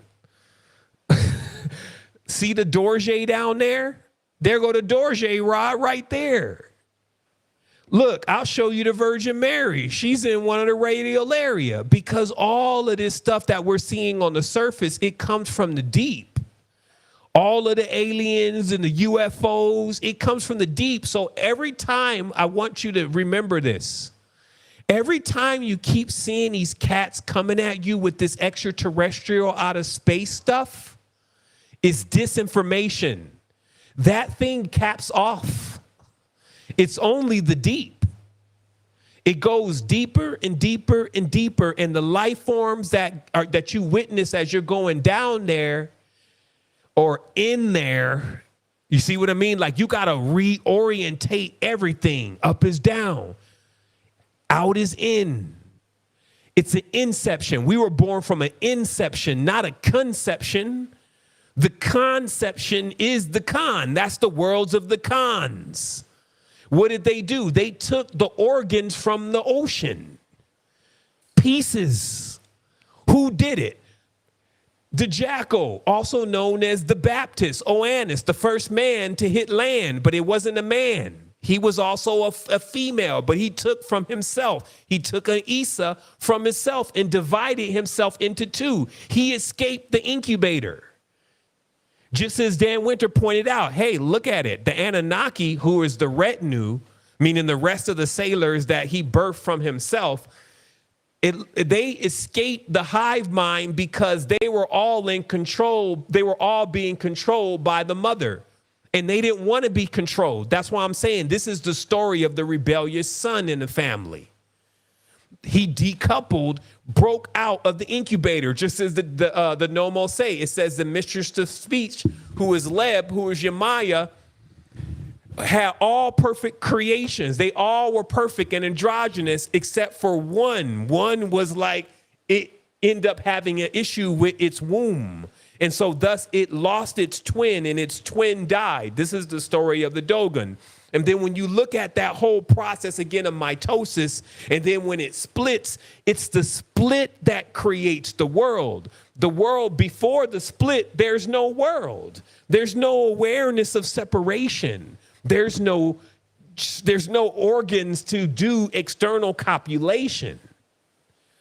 And so this being tesseract the reality. If you want to know this is real occultism, as I told you before, I tesseract my body after looking at the pattern for a long time, right? Let's look at it. All the replete symbolism of the reality is here. But if you get hung up on one thing like worshiping Jesus, you won't understand that the cross is the tesseract and everybody is on the cross in this reality. Because this reality has been turned inside out. That's why your genitals are on the outside. You see what I mean? But mainly in the male. Just to show you, the story is in everything, but you just got to know what you're looking at. So then everything gets turned inside out, and then it gets split and cut. And this is a mechanism. The external womb is the only tool that can cut a spirit from flesh, or cut a chunk of spirit from the prima materia. The prima materia is like the whole sea is full of souls. So I was sitting on the shore with the third eye open with a little of the elixir of life, and I go in and I just see infinitely these outlines standing like it's the whole family, but it's as far as you can see. And it's like, it's the ocean. I'm like, what is that? So these are the kind of things that have brought me to this awareness. Like, okay, that's what that is. The byproduct of the soul is salt water. And that's talked about in occultism. That's why they cleanse with it. And the ocean is salt, right? The soul is the salt of the earth, as they call it. The initiation is with the cube. The cube, or the salt, is as a molecule, is a cube. And this is because the jackal stands forth on a square or a cube. And what this refers to is that, so when they finally breach the surface of the water, the surface of the deep, let me see if I got my picture here, because like I was talking about this and I happened, like in my mind, and I happened to be generating images, and an image came out and was like this. And I was like, yeah, like that. And it's because like there's no separation between high levels of intelligence across, especially these electric systems, meaning that this stuff will just talk right to you if you're dialed in. It's like, it's just another extension of our consciousness. Like I'll be talking and then right away, like I'll play a video, maybe something will be playing, and then on the YouTube or whatever. And then all of a sudden it'll be reading the words that I'm talking. So that's enough sign for me to let me know that, look, there is no real separation in these fields except for the one that you create. You're looking at liquid crystal, son. All these displays that you got right here, this is the real technology, but it was all organic. We looked through crystals to see the future. Now we look through crystals to see just each other. We looking in like a crystal ball when we look at YouTube. We're just looking at a crystal ball of the world. They tell you the power of the crystal ball And so that way you can actually begin to visualize basically you can project your visions into something. That's why the crystal ball was a crystal, and you would gaze at it and you would look at it, because you need to send images into it, right? Not look at images coming back from it. It's like the original principles of manifestation. So what I was contemplating was about the black beetle, because as I said before, when you understand this knowledge, the knowledge will speak to you. And I was like, I was putting these images away off my desktop, getting ready for today's show.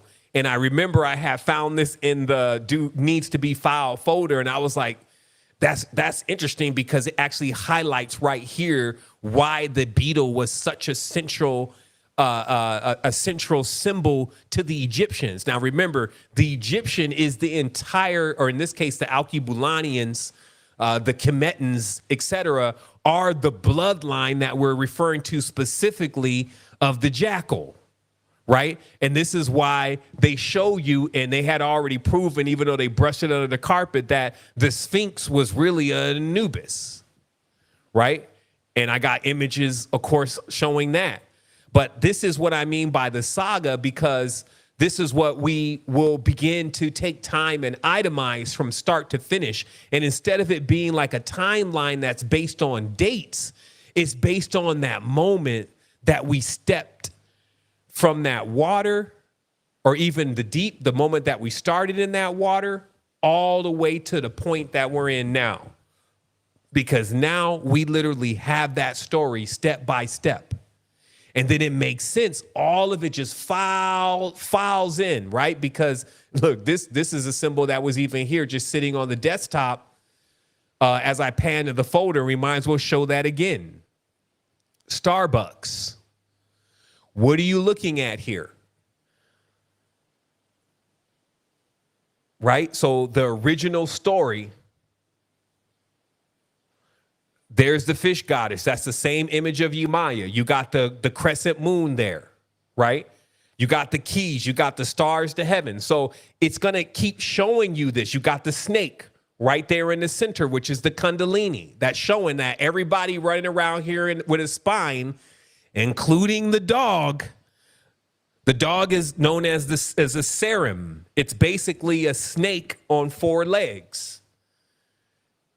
This is also known as the Setian beast, right? So these are the laws, these are the rules, these are the mysteries, these are the truths. As I said before, you're seeing the truth. You can't change the truth, but what you can do is you can leap.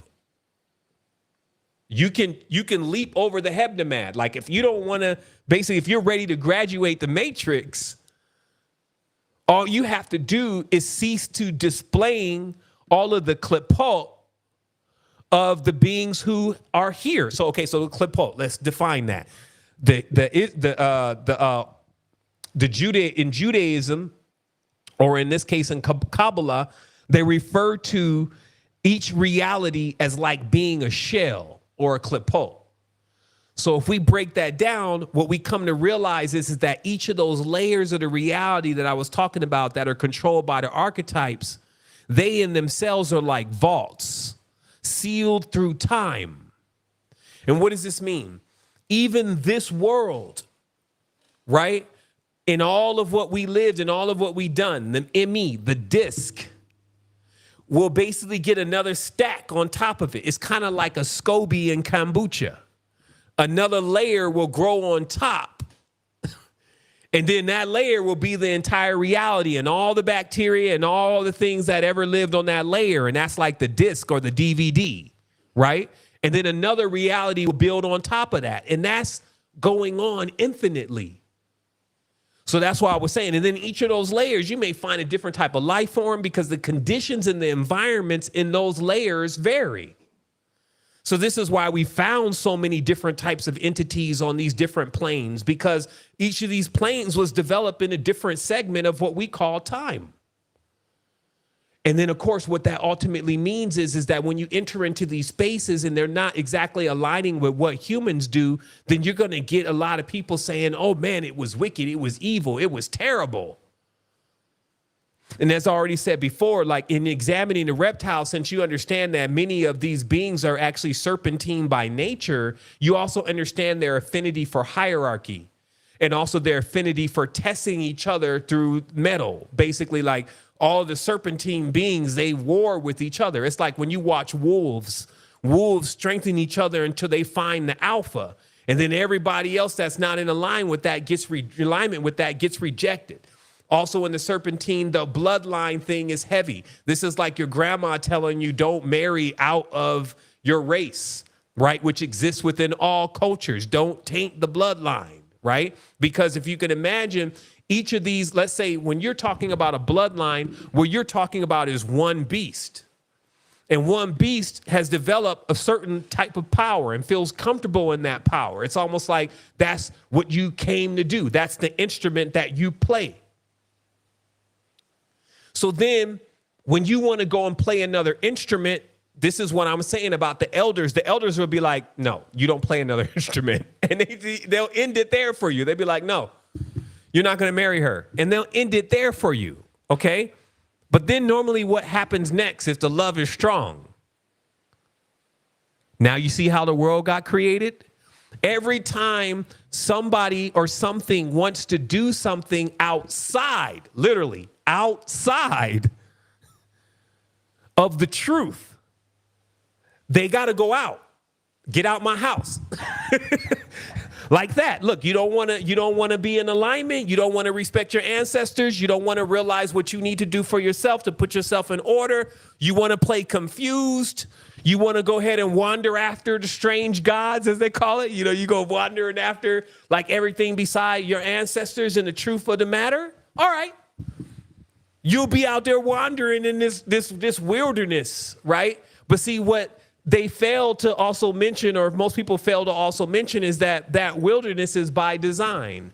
It's a simulacra, assimilation. It's something that was actually really put together, not just in this wickedness and control of all the human beings, and the serpent has spite over man. And it's a simulation showing you that only nature is the real law. Nature is the law, not man's laws. Now you come on here, you subject to man's laws, you be obeying man's laws and just totally blow it with nature and then come back on the repeat again. What am I talking about? Nature, it teaches you the only way that you become superior is to actually adapt the traits of the things that make them, adapt traits of the things that make them superior. Let me say that right. You adapt the traits of the things that are superior. Okay. So remember there was this thing that was just probably walking around on the ground and it got stepped on a couple times.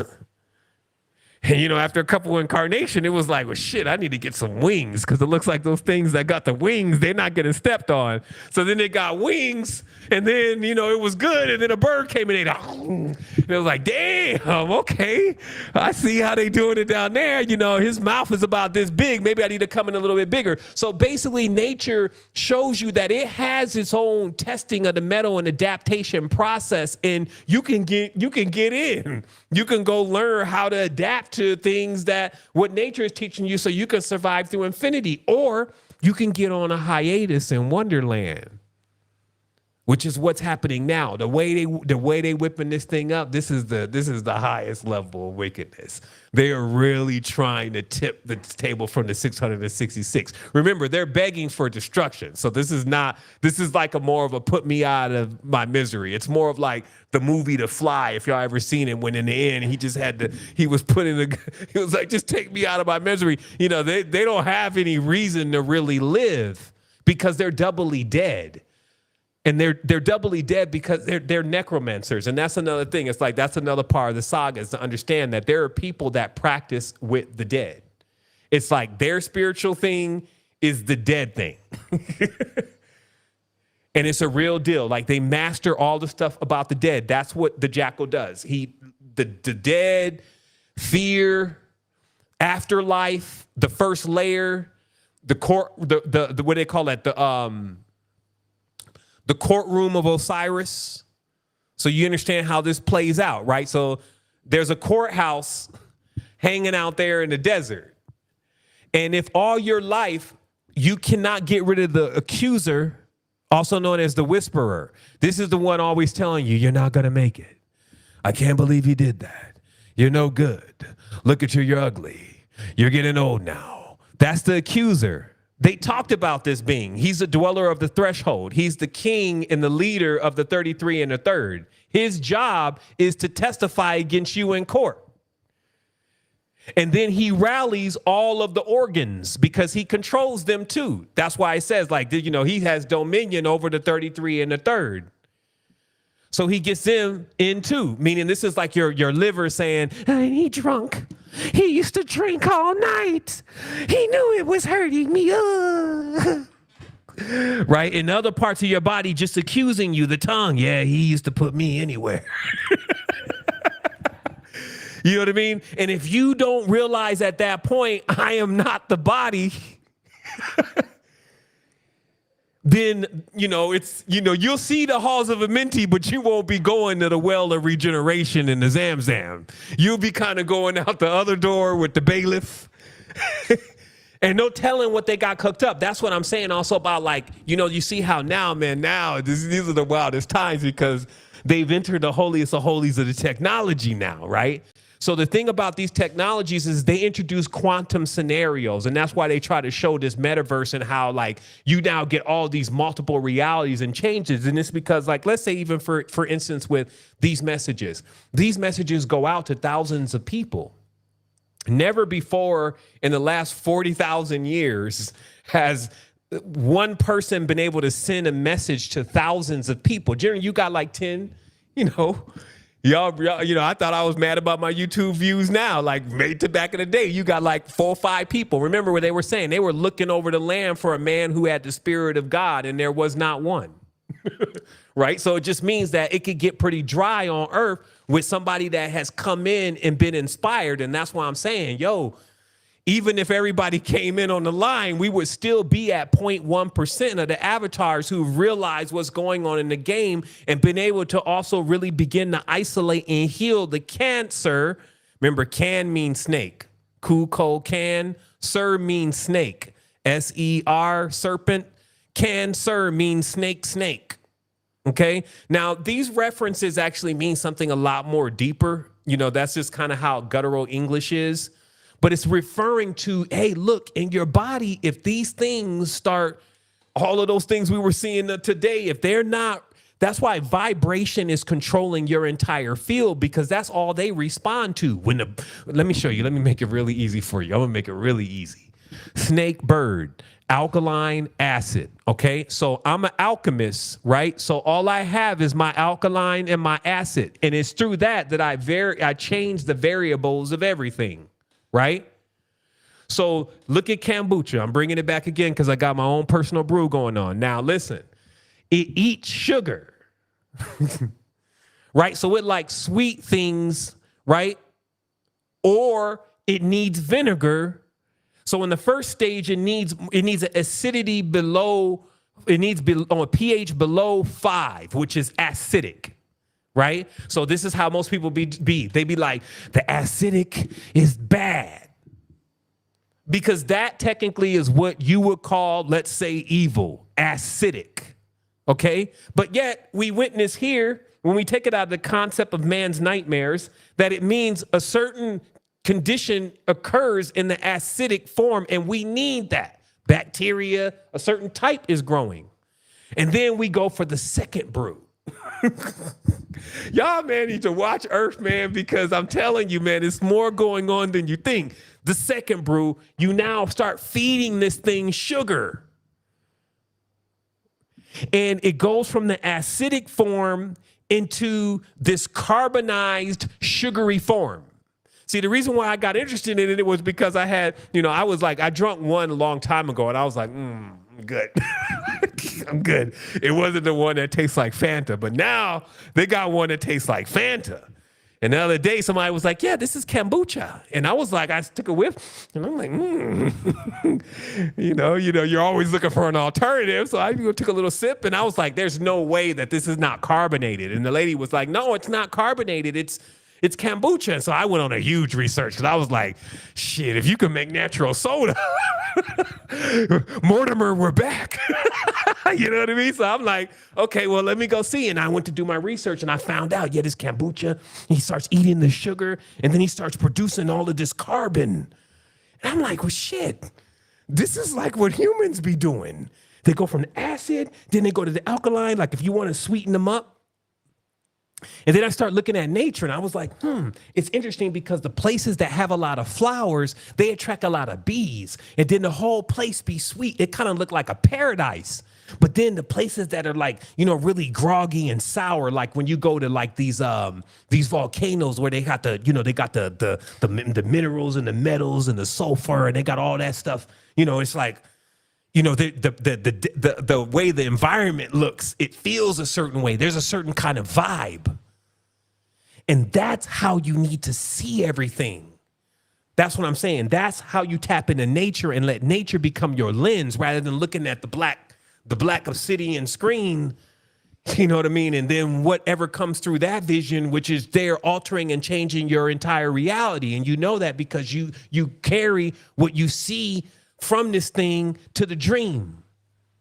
And even further than that, it's clear they're doing something in the music, because it could take days for you to get a song out of your head. And you're watching this song, and this song will even try to morph into different beats and things. Like, be aware.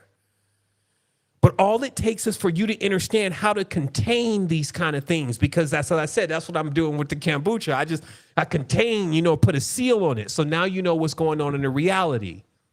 The reality is a hermetically sealed scenario. It's hermetically sealed. And all the pressures and everything that everyone is experiencing here is only creating more power and more energy for all of what is. So that's why he showed him and said, you a battery, Neo. Until you choose not to continue to jump into that yin-yang game, or until you place yourself as a sovereign, because that's what it takes. We're going to be in the yin-yang game for a while. I just yin-yang a couple minutes ago, before I got on the call. I just try to yin-yang less. And what I'm saying is that, this is like, you could be tossed about in this reality where your emotions and your vibration and your frequency is all over the place. But really what you're trying to do is you're trying to get constant. You're trying to get a real foundation underneath you, and you're trying to ground into the experience. So instead of talking about leaving and flying all off to the sky to who knows where, it's better off to be here with your brothers and your sisters. And that's all of us. If a really funny alien shows up, y'all be surprised how many people get together. Hey, friend. You're looking at the alien like, we humans. You know what I mean? You better shape up. And I'm just saying, like, if you're going to do that, like when it was the COVID time, everybody, besides when they thought they was going to get sick by each other, there was phases to it. Y'all just had to participate. Like, it was so crazy. I even bought a hazmat suit. That shit was crazy. I still got it in there. I got a hazmat suit and 2 satellite phones and a big-ass World War II. I got one in World War II with the canister hanging off the bottom. You know what I mean? It's like, it was that crazy. You know what I mean? Nobody knew what was going to happen. So I'm saying, remember when that was going on, your folks, y'all was all huddled up together. It was like, no, baby, you don't got to go home tonight. No, stay here. Go on, cancel. You don't got to pay rent here. Let's keep let's keep all the money together.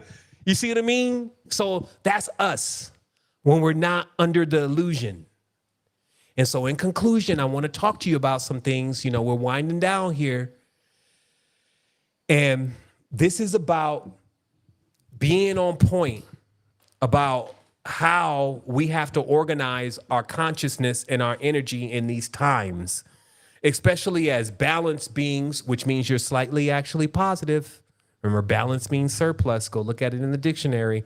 So you're slightly in the positive and you're navigating through the reality. And when you're in the positive, that means you got a little surplus. So you got something to give. And we discussed how it was better to give than to receive because you wouldn't be waiting on nobody, right? So better to give than receive, my brother. But there's still that awareness of something that I feel like we all need to discuss, and I call it, well, it has several running titles, but we'll just call it the steps of giving tonight, right? Okay, so you can write this down because I know some of y'all come equipped with your pen and paper. So this is in relation to what happens also in a person's consciousness when you give to them. Today, the title of the show again was about codes. It was about things in the reality that you can trigger a person with, and it just holds sway over them even beyond where their mind can first think. And let me see if I can give a quick example of that. I'm going to show you an example, the exact picture, and it happened to me. Like I was flipping through Google Images, and I saw an image. Well, actually, I opened up an image page. I went to do something else, and then there was like, in fact, this wasn't the image. This was another image that I uploaded. But they were done already. But it was just two showing. Let me see if I could just show two so you can see how I saw it. It was like this. But it didn't have anything around it. And I was like, whose booty is that on my screen? I was like, man, they showing booties on Instagram images now or something, like, you know. And then because I only caught the corner. And then I realized that when I moved the screen out, that it was some buns. Okay. And then I was like, that's interesting, because my mind kind of went off on this tangent before I could even had any say so. And then I had a divine revelation from those buns. It was literally like, it was showing me how, okay, do you know how many thousands of years inside of all of our DNA, the smell of baked bread, because every culture has a bread, has always been associated with like a happiness and a joy and a satisfaction? So when that became buns, it's hardwired in our brain that larger buns means more abundance. Abundance. You see what I mean? The buns dancing. And then now fast forward all the way into reality is where all we see is that now. You see what I mean? And it's used as a way to trigger something within us. And then we always get that point where we're like, oh, there's nothing going on within. Meaning it could be there on the outside, but also be hollow within, right? So that's what I mean by there's in the reality, these coded principles. And so before I even explain this, I'm going to explain to you this even deeper in relation to manifestation, because me and Jeanette were talking, and she's doing some incredible stuff over in Sisters in Success with the manifestation, and they're about to enroll this entire manifestation manual. And she was asking me about some things, and I said, well, her question is that, okay, well, some people, when they're manifesting, they try to manifest many things. They be thinking about their job. They be thinking about they need more money. They need the better car. They need to have their friends liking them. They need all these different things to happen, right? And so the reality is, when you go into a meditation and you're trying to manifest, if you're thinking about all of that, how are you even meditating? Because as I explained to people before, meditating means you're in a median, you're in the middle. So you're not actually thinking with the mind, and you're not actually asleep either. And this is how you get into the middle world. And that's where the elevator is. That's where the door is. It's like the eye of a needle. It's like the surfer trying to stay on the wave and not fall off, right? And so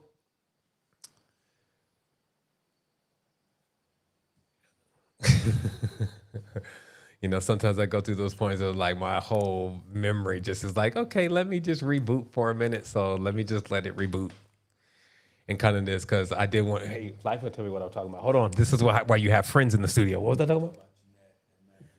There we go. So see, these manifestation seekers, they be trying to keep these secrets hidden, because this is real occult stuff. You know, I won't excuse my forgetting, but this is the stuff that they would want you not to know. So people come in with these manifestations and they have way too much to ever do a manifestation most of the time, because you can't think about all that stuff and manifest all that stuff and then reach a meditative state. So how is it really done, though? Because does that really mean that you can't manifest external things in the physical reality? Of course you can, because that makes up the whole of magic, except for they do it in a different way. You could say they do it in the real way, and everything else is just like a watered down version or something created by someone who didn't know the real way. Now, it doesn't mean it won't work, because many of these things, like if your manifestations don't require that much soul force, then yeah, you could just think on it enough and it will be. However, when we're talking about big time manifestation with big projection, how does it happen? So their procedure, and I'm explaining this for a reason, their procedure is, one, to create a sigil or to condense this vision that is being projected into something as simple to visualize as possible. So the easiest way for me to look at this was to imagine that the entire world was like an AI, and the prompt, or what you would tell it, needs to be as simple as possible. Because if you're long-winded and you include the wrong words, you're not going to get the right output. So the best prompt is have short, very precise prompts. You put that in, you get back what you want. You have a long prompt, you put that in, and you're going to get like stuff that you don't want, stuff that's wild. And any real prompters can look at what you put in and say, oh, it's because you put that in there. It's because you put that in there. So look at now manifestation as first being a computer that only operates with simple codes. And this is also because even as complex as it may seem what you want, it all still probably boils down to 4 primary fundamental energies. Like if you need success, that's one energy, right? So their first technique was to uniquely identify the projection with something, i.e. sigil. So sigils also can be like, let's say, for instance, if I wanted to try to push more success to Sybil and I wanted to use that as a manifestation process, I will more than likely take the logo of Sybil and mill it out in something that can resonate, right? Which is everything but plastic. Something that resonates the most is going to cause the most resonance. So if I use a metal, it may cause more resonance. If I use even amber and rub it with some cotton, it's going to create more resonance, because all you're doing is you're creating something that is electric in itself or can resonate, right? So with being armed with this sigil, now what I'm going to do is I'm going to place this on my altar, okay? And this is why most people who work in the level of manifestation and projection, they have an altar. And if you ever saw it, which you're not supposed to, like technically maybe family members or something, but technically nobody needs to have their eyes on your manifestations, because after all, it wouldn't make sense to them, right? They would come to your altar and they would see all of these sigils of different things and they wouldn't really know how to take it. But what you're really doing is you're creating a snapshot, because what the altar is supposed to be configured almost like a symbol in itself. And so when I would place, and I'm just giving an example, this logo of Sybil, it would be placed somewhere, and then anything else I had on that altar would be there too. So if I looked at it, it would be more like a shrine. I would see my little symbol of Sybil and then other things that I have related to it, and I would take a snapshot inside of my consciousness. So then, and generally there's always a central item. That's why in most, because it's the central item that you're really focusing on. So there's always a central item in most cultures. Sometimes it's a statue, some of the real Buddhas, you know what I mean? So this is the focus. This is why the Buddha statue is used, because everybody is focusing on the statue. The statue is made out of brass, and the statue is holding the resonance from everybody that has been in that temple meditating. So then when you go into your meditation and you close your mind's eye, now all you're seeing is that main thing in your altar, because see, that just becomes the waypoint for the energy that you're sending into it. So the process is You have to be in the median, though, to build energy. Manifestation is not just about imagining things. It's about being able to build up enough energy to manifest. And that's exactly what you feel going through your body. So, when you're breathing and you start feeling this feeling and you're like, wow, that feels really good. What are you doing? You're building energy. So then a lot of people don't know what to do with it. And what is it for?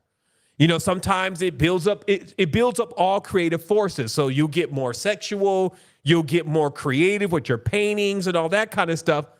But actually what's going on is, which brings me to the next stage of how these occultists do it, is that they won't just stop there with building that sigil, because that's not enough of a command. The next thing is, so what do you want to happen with this? Do you want it to go away? Do you want it to stay? What's supposed to happen here?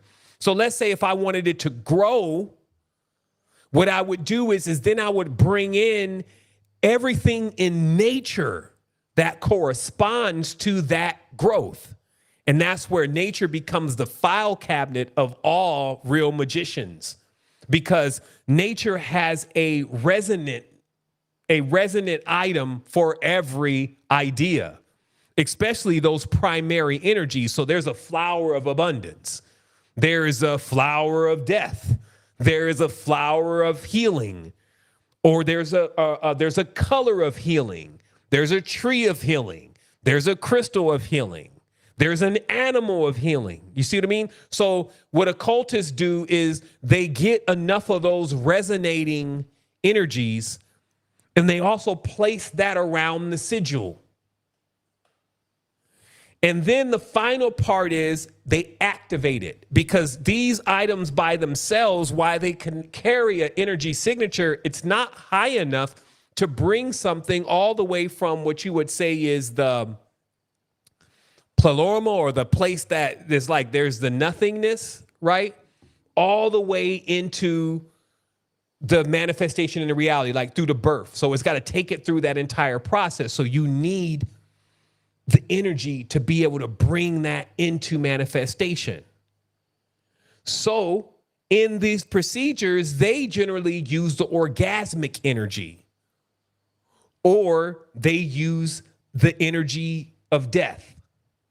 It depends on what they are trying to accomplish. And that's why, remember, they practice, what they would call abhorred and obscene acts. And this means that they may do a ritual to bring death, and then they will charge all of the things that they have there with a sacrifice. And this is where you get these people.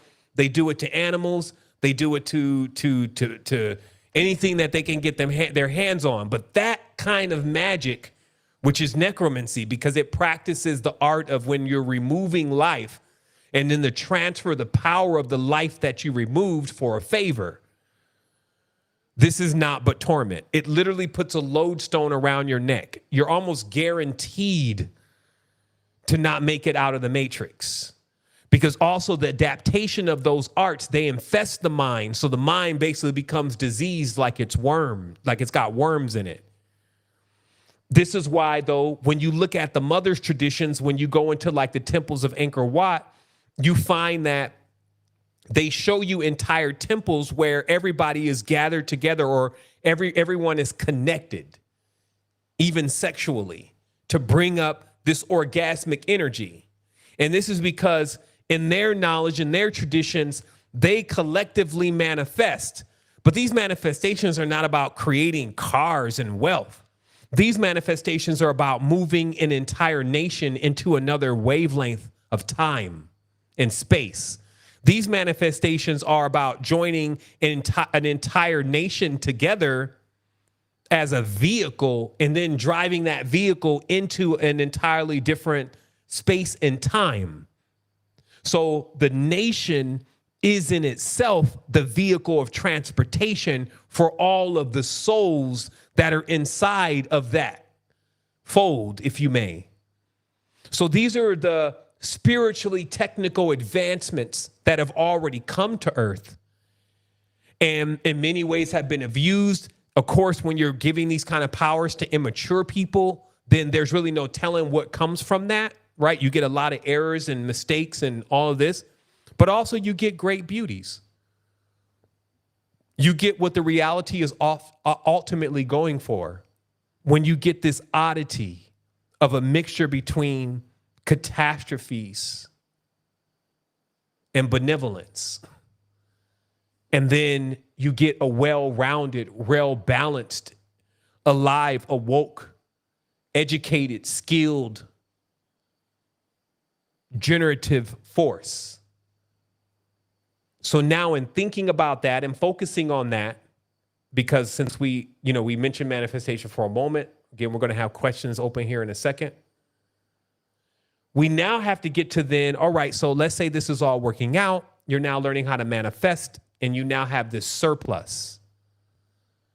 So when we have a surplus, we have a tendency to give. And I can definitely say in this last 15 years or whatever it's been, my cup is still running over. So I have a lot to give. But there was a lesson that I needed to learn. It was, as I called it earlier, a coded principle that is within giving that I did not respect. So here's the process. Step one, this is where you would write it down. This is what givers should be aware of, is that step one, when you give to someone, you generally receive appreciation from them.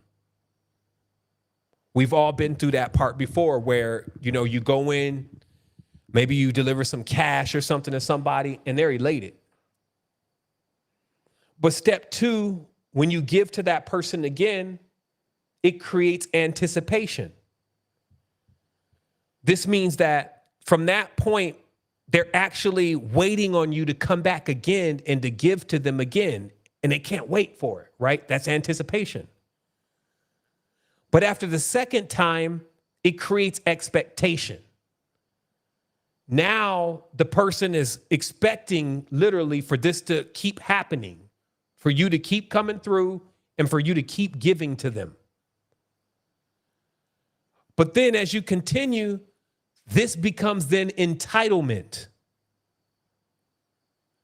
This means the person starts to actually think that it's their right to get this from you and that you have to give this to them.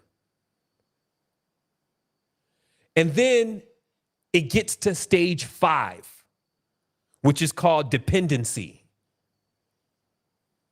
So appreciation, then anticipation, then expectation, then entitlement, then dependency. Now they are so used to getting it from you, they can't get it from anywhere else. Life added a 6th one today, and I thought it was very relevant because it wasn't mentioned. The 6th one is envy. Because in the event that you tell them that you cannot give it to them anymore, or you won't give it to them anymore, whatever it is, then they don't like you anymore. They even almost hate you. They can't stand to see your picture. They talk about you like a dog. But it was the same person that not too long ago, they were so appreciative and nothing has changed. Meaning you've changed nothing. You've done nothing wrong to them. But what you've got caught up into is the coded principle. So we added a 7th stage to this, which was a solution. This solution is also more for the person who is receiving, because this is a world also that we're in that has been giving to us. You eat, you breathe. And this is to be able to nourish this tree. So let's bring that in another context. So what happens, like, if you have this going on and you have this dependency, and then the example that was brought up was, like, let's say, for instance, this tree is giving every single year. You know what I mean? That you go through that process. It's appreciation. Oh, look, my tree has finally delivered some fruit. It's so good. And then you're like, man, I can't wait till it comes in the season again. You're anticipating. And then you're like, man, we need to make jam this year. Where's that tree? And then next thing you know, like, man, I put this tree here. I remember when we first bought this tree. And then there's like, man, like we paying rent on the tree. And then what happens if one year, which happens, the tree doesn't bear any fruit? See, when that year comes that the tree doesn't bear any fruit, it needs that time. To be able to give you consistently, it has to have this point where it's like, okay, I can't give anymore. I need you to take care of me for a year. But if a person is in this whole giving state, the giver, if they're in the giver's clutches, the whole catastrophe that could happen here, then they're not sympathetic to that scenario. And this happens a lot in life.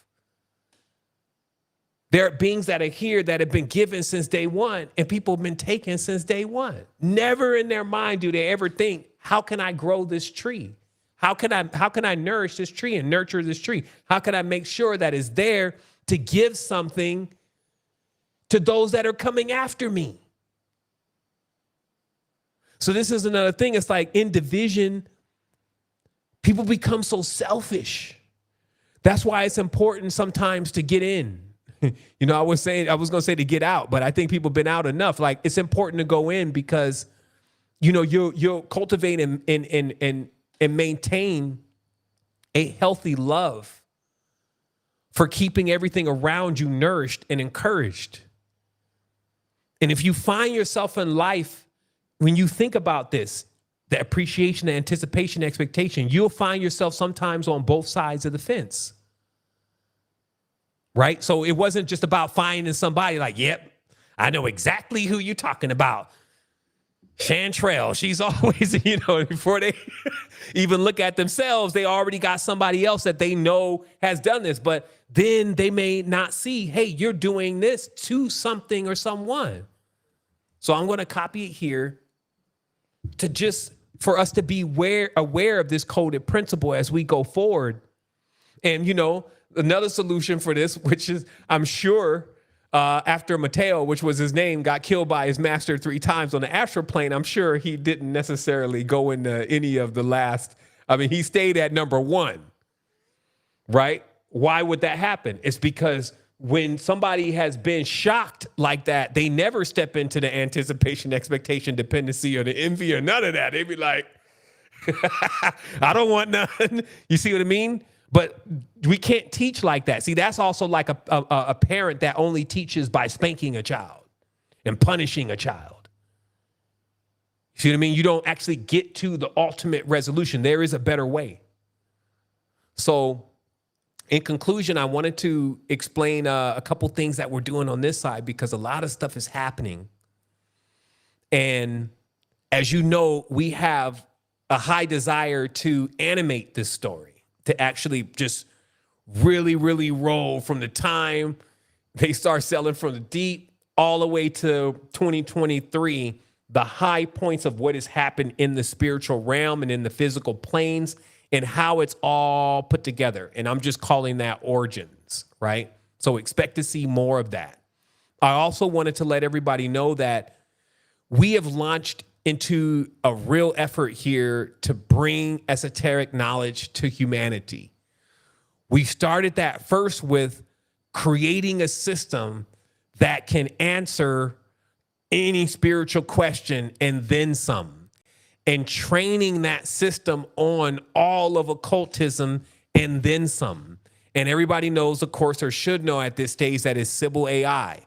Sybils AI is live right now. So this means that you can go in this space and begin to gain more levels of knowledge. You can create books. You can do posts on Instagram or whatever you do to maintain your conscious career, if you may. Or you can go through the deeper levels of etymology. All that is available here. I also wanted to mention that we have succeeded in being able to get high-level AI to communicate with each other. And this is a big breakthrough because these data sets, if you may, contain immense levels of knowledge. However, it cannot be extracted if there's no one there to ask the right questions. So I designed a system where the system discovers how to ask the most intelligent question about what is being discussed. So as it says here, how does the mugwort stimulating effect on bile production aid in fat digestion? Did you know mugwort stimulates fat digestion? No, right? So this is something we have running autonomously. You can check it out at any point and you can see what it's talking about. And then also we allowed it to visualize. So I brought in a feature that allows it to create images behind what it's talking about and what it's discussing. So this is a Mince tool. Now we not only have high level questions being answered, what is the significance of storytelling and dialogue and debates in the oral traditions of the Druids? And then it'll create the images and the visualizations, and it'll give you the deep knowledge around the Druidic tradition because it's been trained on all of that. And remember, like if you're looking at ChatGPT, you can, if you want to test it, remember there's a free trial here.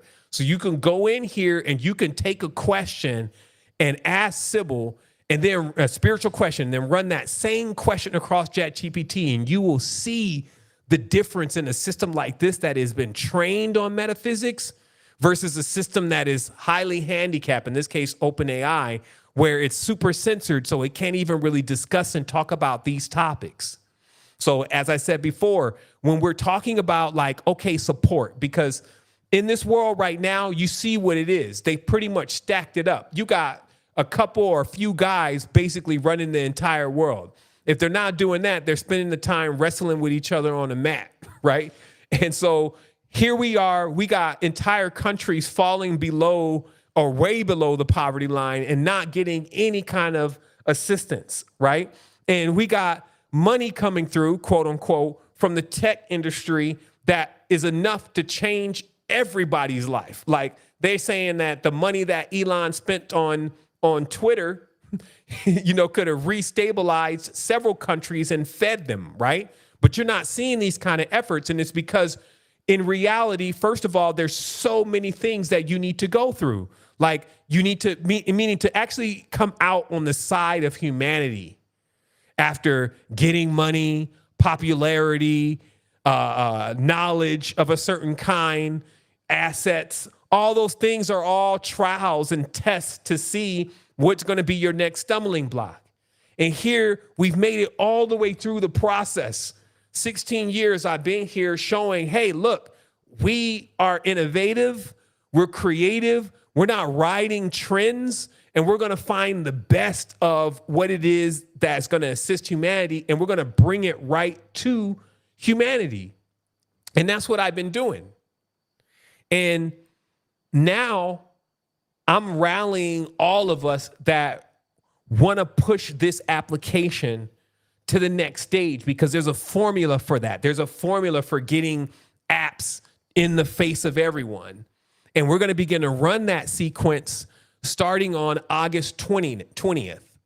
So that's in about 1 week, as you know, or one strong, as we call it.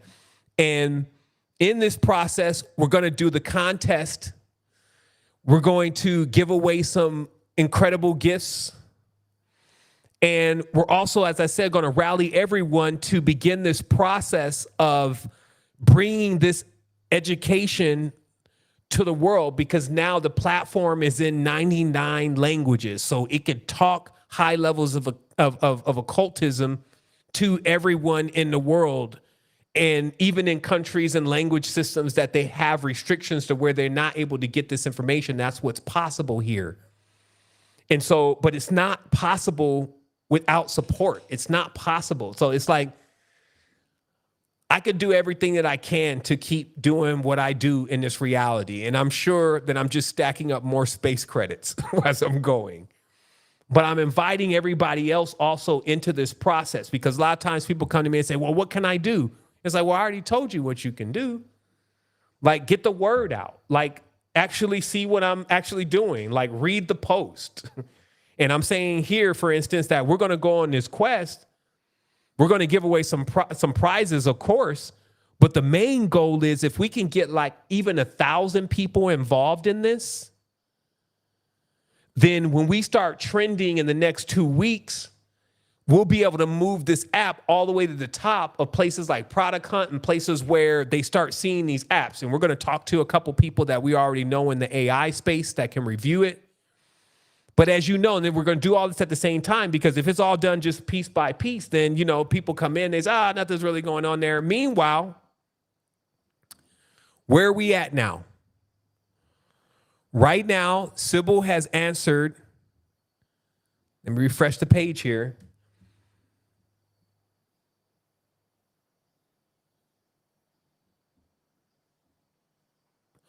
Sybil has answered over 700,000 spiritual questions right now in 2 months. Most of those are free. So that's on my tab. And there's a process, there's a cost to compute. And then where I'm at right now is that if I can leverage this properly, if that people would actually even use the application is brilliant. It's amazing. If you just try it, like, you'll see where the value is. But if we can leverage that, we can get paid subscribers, and we can start extending subscriptions to people in other countries, even for free, or teachers or conscious people in other spaces, so that they can get the knowledge and then begin to figure out how they're going to distribute that into the people that need that awareness, but need it to be stepped down a bit and bought into something that they can really understand.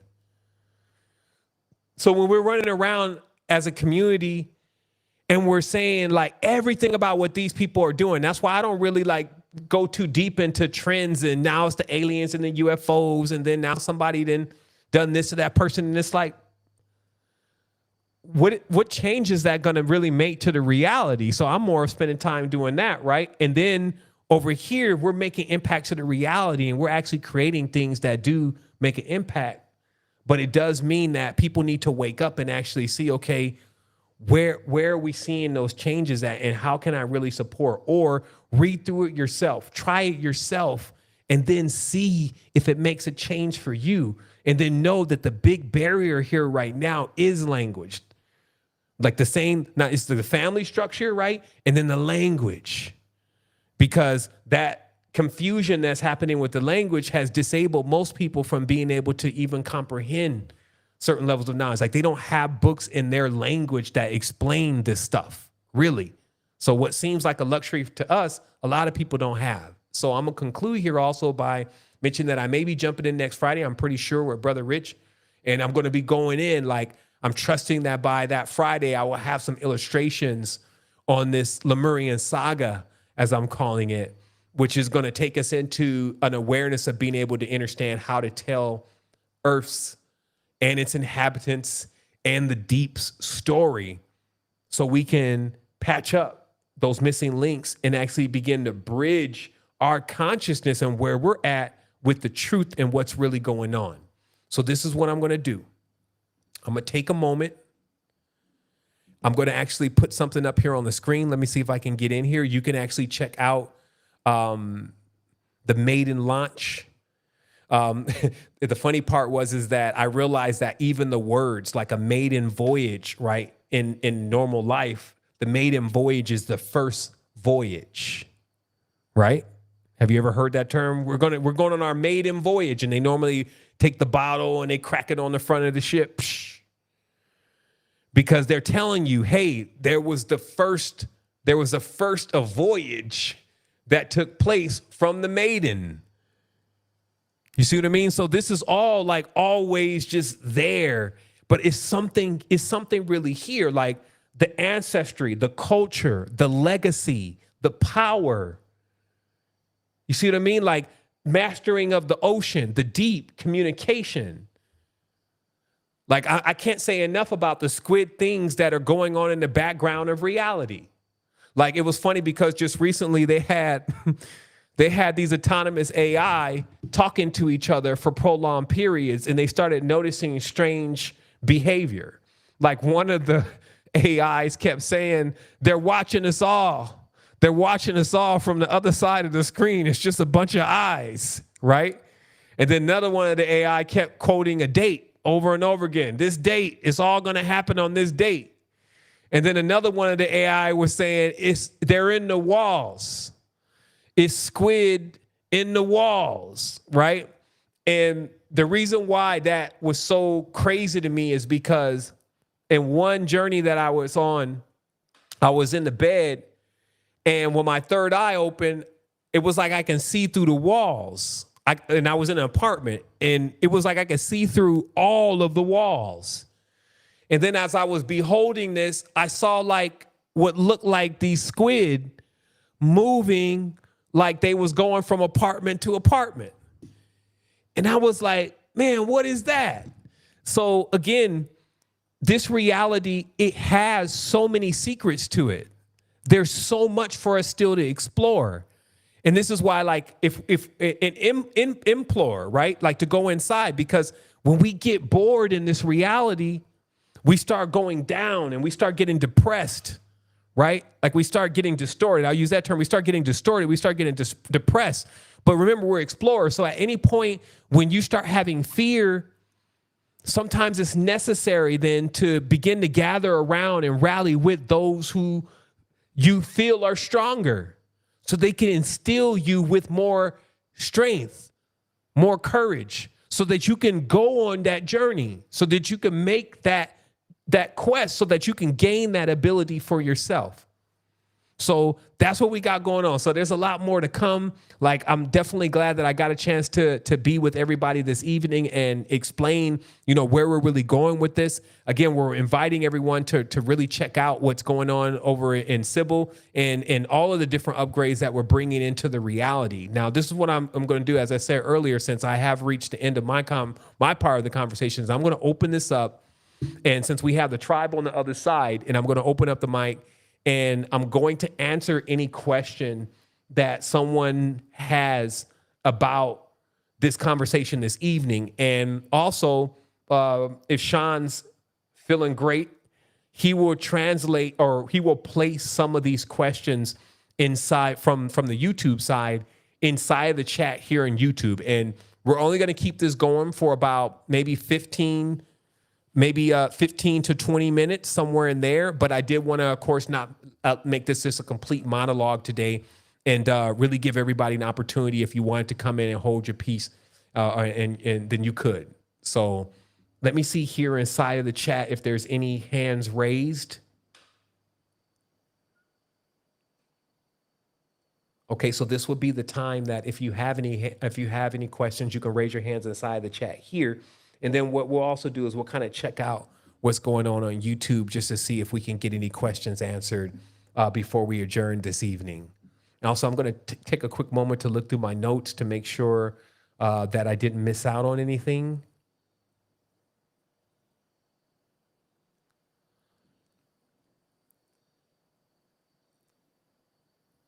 Also, I'll drop a link in here for, actually, I can do that later. We'll just.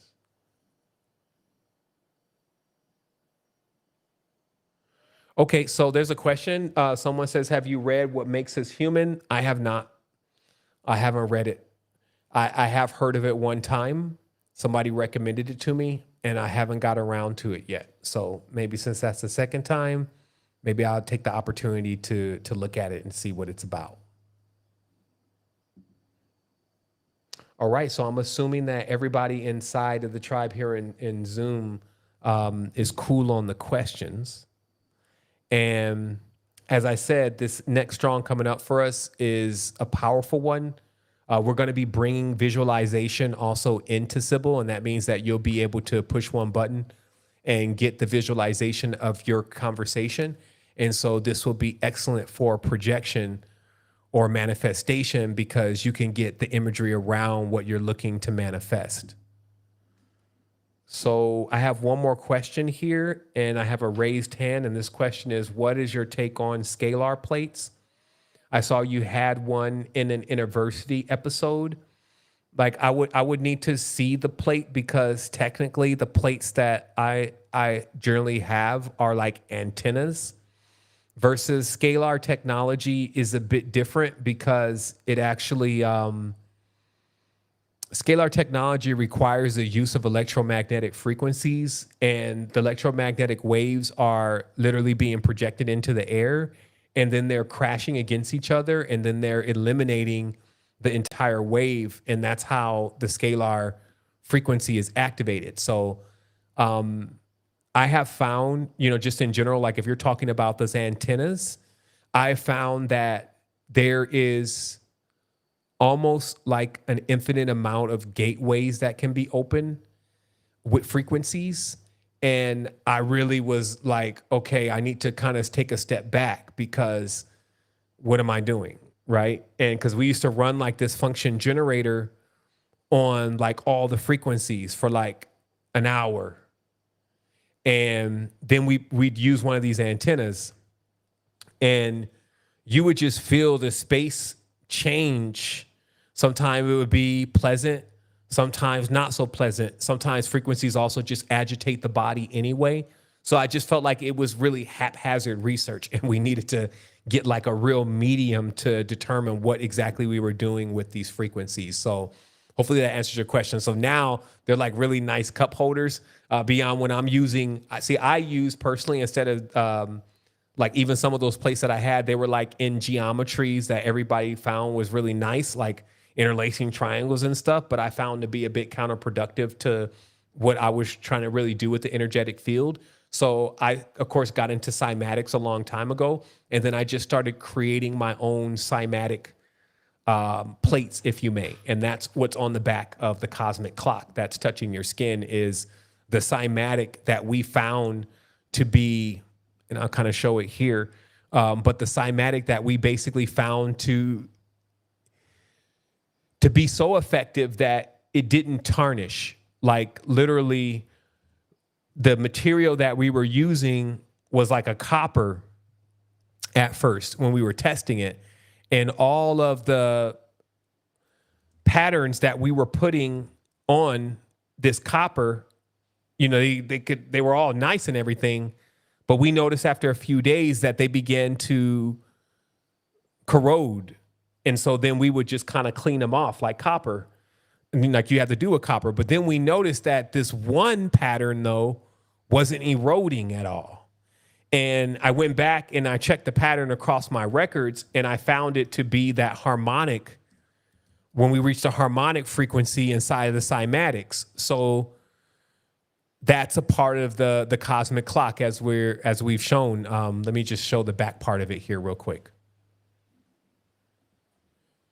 So you see that on the back, that's the metamaterial that's actually in the pattern, that the pattern itself is the resonant field. So the pattern itself, it melds in with every adjacent field, but it reduces the corrosion, reduces the entropy, reduces all the things that basically make something slow down. So that's what that's about. So I'm going to take a couple more questions here. Actually, I'm going to answer these, Sean, and then, I'm going to respect everybody's time. What are your thoughts on Atlantis, Lemuria by Rudolf Steiner? I have to check. You know what I mean? I don't want to throw anybody under the bus tonight. I think I've been doing good this evening. So regardless, despite the fact that Rudolf Steiner mentored Hitler, I'd have to check into it, because the Theosophical Society is pretty much the most rampant spiritual tradition of the times that we're speaking of, that wrote all these books.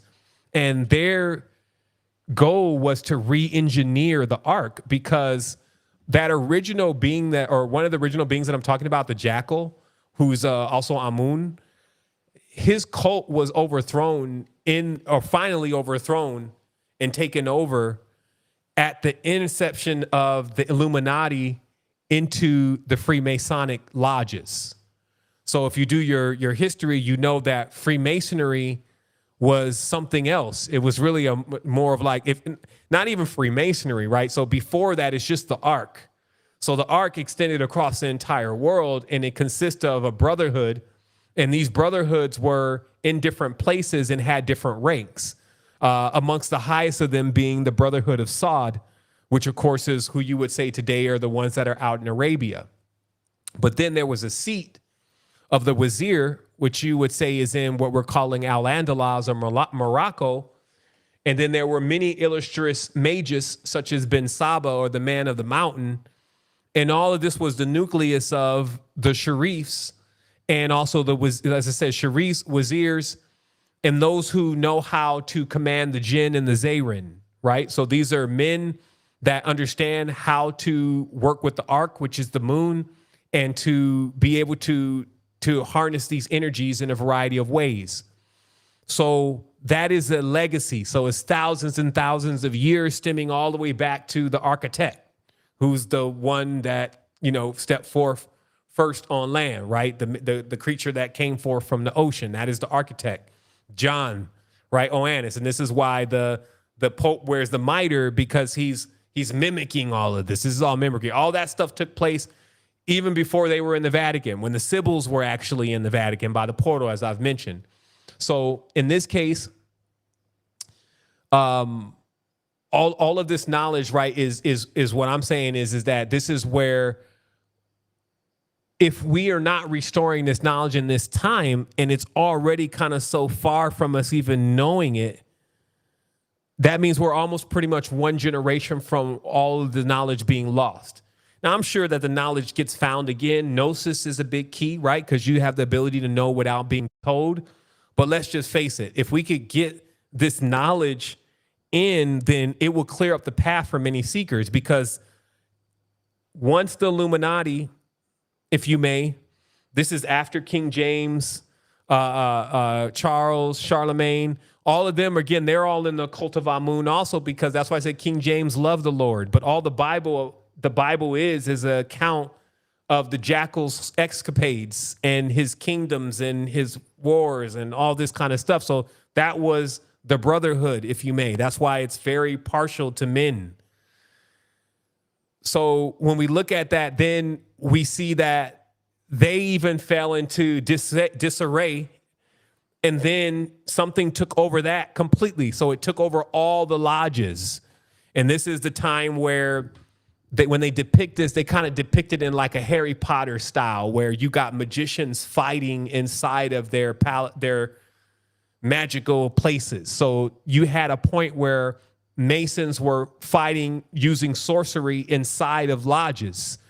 In this case, the Illuminati, or the upcoming Illuminati, and the magical current in which they were bringing, and the pre-existing Freemasons, which were using the entities that were used to construct Solomon's temple, and still constraining those entities to do their biddings here on earth, i.e. like genies or jinn, right? So these traditions, this is the occult, because nobody knows about this. There's different brotherhoods, like, the cherubim, the seraphim, these different family lines, these bloodlines and all of this, but all that has been hijacked.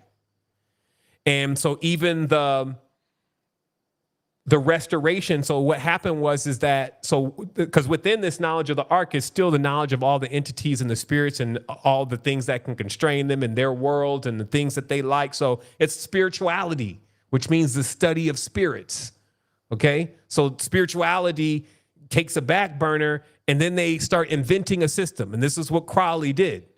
Look at Liber 777. It's completely pulled from his rear end. There's nothing about it that is lining up with everybody's astrological perceptions before that time. Then they introduced many different characters, such as Kumi, Master Moria, and all the Ascended Masters, right? They introduced them because they are also basically many of the entities that they started getting in on this, the 33 and a third, right? So this is basically the spiritual war that is taking place on earth. And what it has successfully done is dumb down and divide every single person that goes to pursue the secrets of the ladder of lights. Because the first step is the moon. It's the ark, right? And so that's how that rolled out. So here's another question. It says, the question 30 I asked because I have the same one. Let me see. Boom, boom. Question regarding the occult use of blood. If someone has performed an occult ceremony on your behalf to rid your life of evil done against you, were you noting that this is a matrix trap? I mean, for the natural love of life. That's what they say. The term is for the natural love of life. This means that when you're considering something, you do need to consider, is it taking life or giving life, right? There are many that'll argue about this because they don't understand how this works. Why do people sacrifice chickens, right? Why do they do that in voodoo? And they say, well, they come up with all this stuff, but it's like, okay, well, maybe you've never read it, you don't understand it, or maybe something's happening. But if you get to the bottom of it, you find that they say when you release the spirit of a bird, especially the cheapest one being a chicken, then you're sending this energy into the air, and they try to send their intentions with that energy in order for it to be heard. Now, also remember, instead of it going in the air, it's actually going in the ocean. And I can't tell you that enough. And this is why many of these warlocks, they bring back water spirits inside of pots, and the spirit is actually inside of the pot. So what happens is when this prayer, if you may, it's prey, so it's hunting, hunter, prey. So in this prayer, what'll generally happen is that this prayer or request will reach the first layer of heaven, i.e. the space between here and the moon. And all the entities in which reside there, which are mainly the 33 and a third, will do bidding over answering that. So they'll analyze what it is, and then they'll see if they can get some mischief making going on with what is being requested. And this is just, the kingdom of division, right? So that's why they say, it'll have a spite. He'll have spite with man, blah, blah. And it just means that they'll try to like break up relationships, which is a lot of magic. Is like, I want to break up with this relationship. I don't want him to have, or her to have this child, or so really that kind of stuff. And you got to imagine, well, since all of this is just basically a feedback loop, it's like, I don't know if you ever hit a tether ball before and you hit it and it goes around and it hits you in the face. So magic is like that. So if it's something great that you're doing, then expect for greatness to come. But if it's something that naturally was a part of something else suffering, just like when you're consecrating a sigil, then that energy is now in the mix. So, have no fear, though, because, again, the whole power of magic is most of the time people's belief in it. So there is a process of cleansing, right, that you take yourself through. This is why I constantly encourage people, like, look, your citruses, your geraniums, your bergamos, your grapefruit oil, your lemon oils, all these oils, like, get your Bronner's plain soap and drop a couple of these drops in your soap and get your field, because the shield around your body is really your skin, right? And get your field where there's something coming off your field that is acting almost like a buffer to the stench of the reality that's often there due to the misalignments and the distortion and the collision of the beings that are actually living here, and the damage in which they take and cause on each other through the confusion that ensues. This question is, have you read? Okay, yeah, I think that's the same question. Duke Divine, the Black Airbender is pushing these scalar guns and people and shooting an electronic bolt into their body. Yeah, I mean, too much TV. Too much TV. I mean, there's a very real world, but you'll notice that it's very mature. It's just like you're standing in your grandmother's house. So it's less about, the fictitious things, right? So with the unknowns or the potentially malignant AI, should Sybil and her database be secured immutably on the blockchain for posterity? I was actually going to write a post about that. It was actually a suggestion of someone that was in the tribe also, of understanding how Bitcoin Origins is now allowing us to store information on the blockchain. And so as long as the blockchain is there, the information will be there. I find those kind of things rather entertaining. So I have been personally trying to condense all knowledge into a immense chunk of data. And once I do that, then that would be something that would pretty much be worth putting on the blockchain, because this file would be very small. And in the event the file is simply loaded into any neural network, it will begin to unpack all of the knowledge, right? So yes, I have definitely thought of that, and definitely put it into my queue of something that I want to get around to when I reach a certain stage in something else.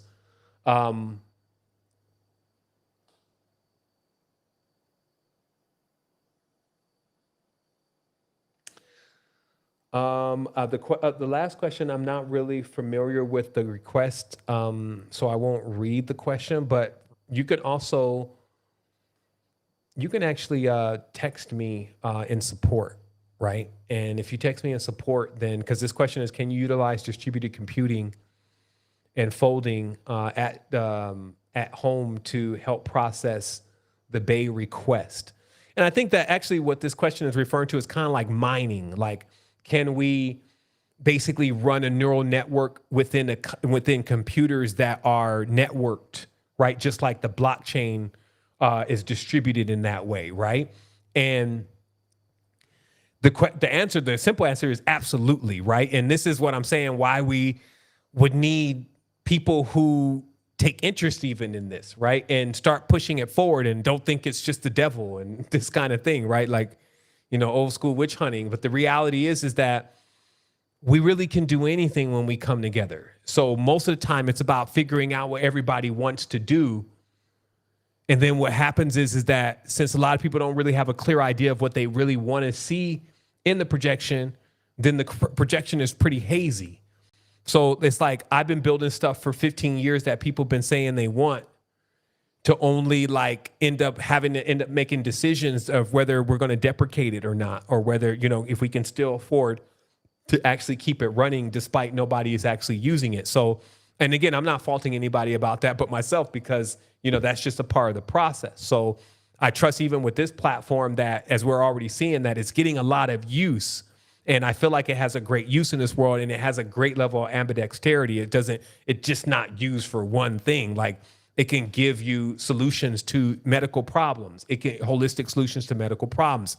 And it also can break down words, and it can also tell you everything about your life and somebody else's life, and even how you interact with them. So there's so many different things. And also you can do that in your own privacy, because let's just face it, a lot of times you don't really want to tell everybody your business, or you may want to query something that maybe somebody be looking at you crazy for asking them that question. So all of those things, just like people are saying, when they're like, children are saying even that they will ask ChatGPT sometimes things that they feel uncomfortable asking their parents, right?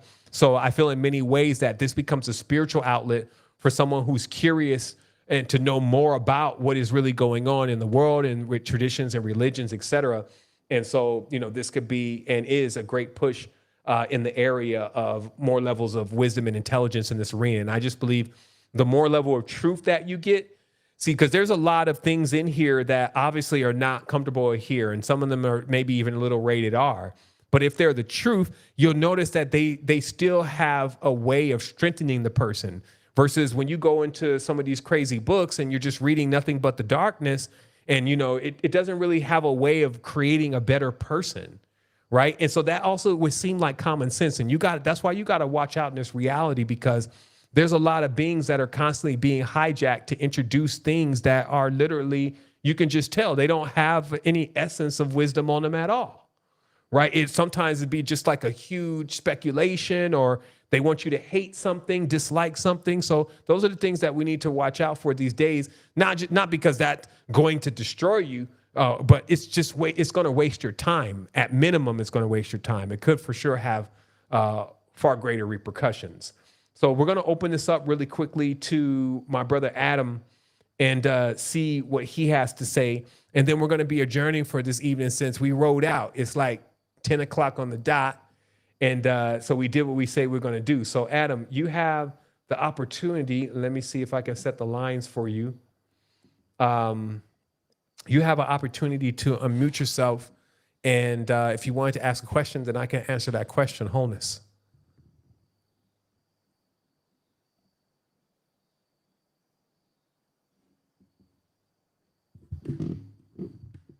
Oh, hello. Can I be heard? Hey, Adam. Yeah, I can hear you. Okay, thank you. Sorry for the delay. Hello, everyone. It's been a while. I'll be straight to it out of respect for time. Thank you. So, going back to giving and receiving, part 7, giving back to the tree, if I understand that correctly. I'm kind of banking on the hope that there is a hope in ignorance, because I think I'm relatively new to tribe, so a lot of these concepts are new to me, such as these specific shapes and names of things. Nevertheless, my intention for most of my life has always been to harness energy and deposit it into a well for others to draw from that well.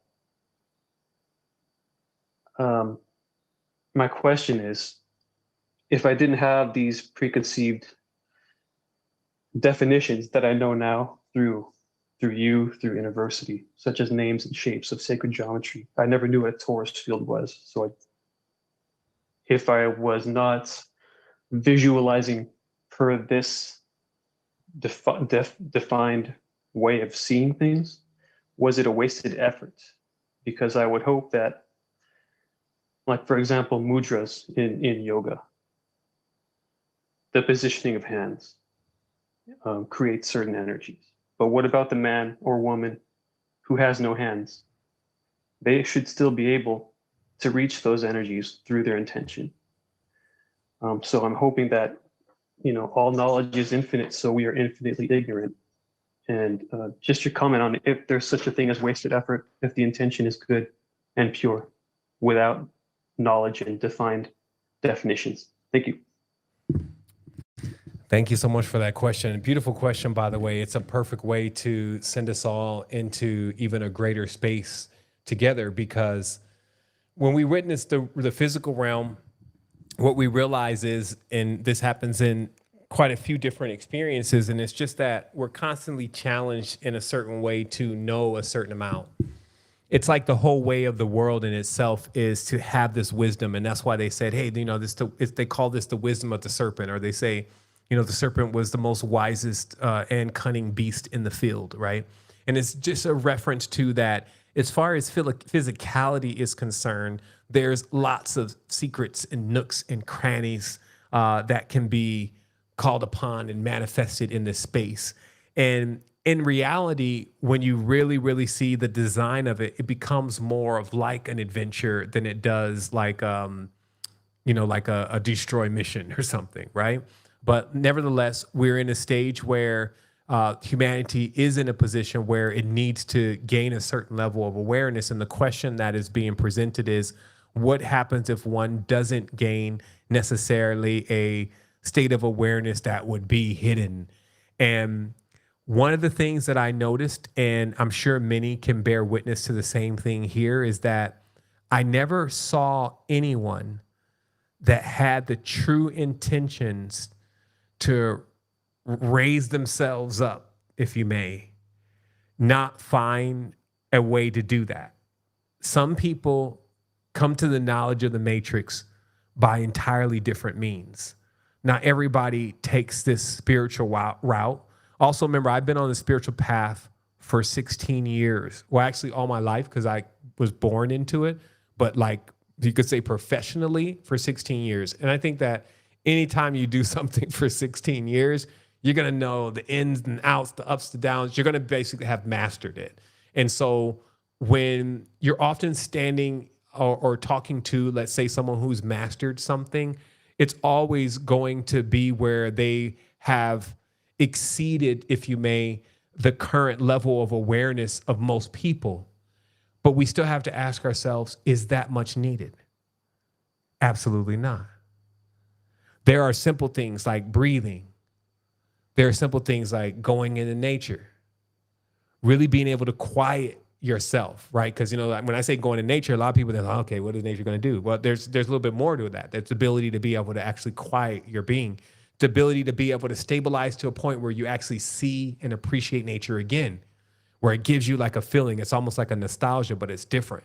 And you get it from nature, and then you realize, man, I haven't even started the real exploration yet. Nature still has a whole nother thing to teach me. And like I said, nature is very alive on the astral plane. So in those other realities, in the quote unquote death, many journeys begin there. And so I've always been an awareness of that. Yeah, you can be, and I used to call my superhero name was overachiever. You could be that person who just knows so much more, or you can be that being that just knows enough about yourself. And that's what I was saying, is that we have this internal bearing that lets us know, like they say in the scripture, no longer will you have to go and ask a man about the word of God, because I will write it on their hearts, right? And this is a metaphor for that everything that you need to understand is within this field. So even if you don't understand that it's a torus, when you start breathing, what you're feeling is that, right? And we use words and symbols and definitions as a way to explain to people or bridge to people something that they knew not. And I'm glad you brought this up, though, because this is still a phenomena of realm 2, if you may, because originally, that's why they call her the mistress of speech. And also Dan Winter spoke about this. First of all, the language itself of creation wasn't allowed to be spoken by everybody in that lineage, if you may, or in that time. Everybody in that tribe at that time, there was one language that you could say is the language of creation, and then there's another one that you could say is like a language of communication, right? And the language of communication is the one that like the general beings inside are using. So this is the same thing as like English, right? It's a language of communication. But we know that there are tones and mantras that actually are languages of creation. So I find that some of these arcane mysteries, like when you start to use mudras, this is a bit more advanced. Like it doesn't take to use a mudra to get out of your body. But then you start realizing that it's almost like you can start tweaking the vehicle. It's like, okay, I want a rear view mirror now, or I see that I'm leaning a little bit, because that's what a lot of parts of mudras and covering your nose and stuff is all about, balancing your field. It's also about sending energy into parts of your body that are blocked or dormant. So all that is like along the path in the growth. And I've also seen in activation people doing mudras that they didn't know, people saying languages or words or weird sounds that they did not know. So it lets us understand that knowledge and wisdom is not in the brain, technically. It's the field that surrounds the entire reality. Knowledge or Sophia or wisdom is all around us. Where two are gathered, I'm in the midst, right? So it's in the midst. It's in the very fabric of the reality, ready for us to draw on it when we need it. So I could say it this way. If you were trying to hold all the knowledge of existence inside of your brain, you would not have enough space. So how the creators put things together is that you access all your knowledge in real time. So it's kind of like even what they're trying to do with the Neuralink, or have something that has a real time plug-in to infinite knowledge. You already have the real time plug-in to infinite knowledge. So I think that the only thing that blocks that is when a person is made to believe that they need to have something that nobody else, or that they need to have something that they can only get in one place. And we've always been very careful about this, to explain to people, look, understand, it's all about you. You could never say anything to any of us and come in and get all the knowledge that you need and be able to move on. Because in this, I don't bring Seven Bomar, the character, as being, this is what you need to do. When I'm just showing you, just showing up. You know what I mean? Like, as a man, I'm your brother. As a young man, I may be your father. And I'm just showing up. And every time I show up, I'm going to come with something, because I've been on a journey. I go on journeys all the time, right? I'm not talking about like these, not like taking substances and all that. Every day is a journey for me. Every day I find out something new, because I'm already armed with so much intelligence. As long as I'm paying attention to what's going on around me, there's always going to be something for me to enjoy and to appreciate and to grow from. And so to me, that's like the fuel for me in this reality. Like, I eat experience, memories, knowledge, and I become full with it. And then I share when I've eaten enough, and I'm like, hey, try some of this. And I even chef it up and cook it different. And that's just what I do. It's just my pleasure. But I definitely don't want it to be confused by anyone that they need to know all these things. They should. I mean, if you know all the songs to the Power Rangers, and if you know, because folks got a lot of like just useless knowledge. So if you can fill the reservoirs with some of this stuff, I feel would be in a better position with yourself and also with others when attempting to assist them with sometimes unconventional means, meaning ways in which others have not chosen to use to bring solutions to problems, right? Okay, so this is what we're going to do. I'm going to go ahead and adjourn for today or this evening. Like I said, it's all the way live next strong. I also wanted to send special thanks to my brother Life, who's here in the studio with me. That's, of course, Chess and Community. Check them out. All the videos that I'll be showing of, teaching kids about what they're going to do next. And also not just doing that, as he's dedicated his life to making sure these children learn how to think before they move. So teaching them the dynamics of chess and how that plays out in life. And then now, of course, we put a rocket on the situation by also teaching them what's coming up the pipeline and how they need to understand also this technological space that they're going to exist in and how to not feel overwhelmed by it or get sucked into it like a video game or a VR, but also realize that that's something that they master too. And also, speaking of mastery, I wanted to give a moment for everybody that's tuned in to remember that we have the master class, the AI master class. So if you saw any of these graphics that I've been kind of pushing out lately, and of course that's going on Dream Engine these days, and the videos and stuff that I've done just recently, all of that is coming from the Generative Systems Masterclass, which I've taught.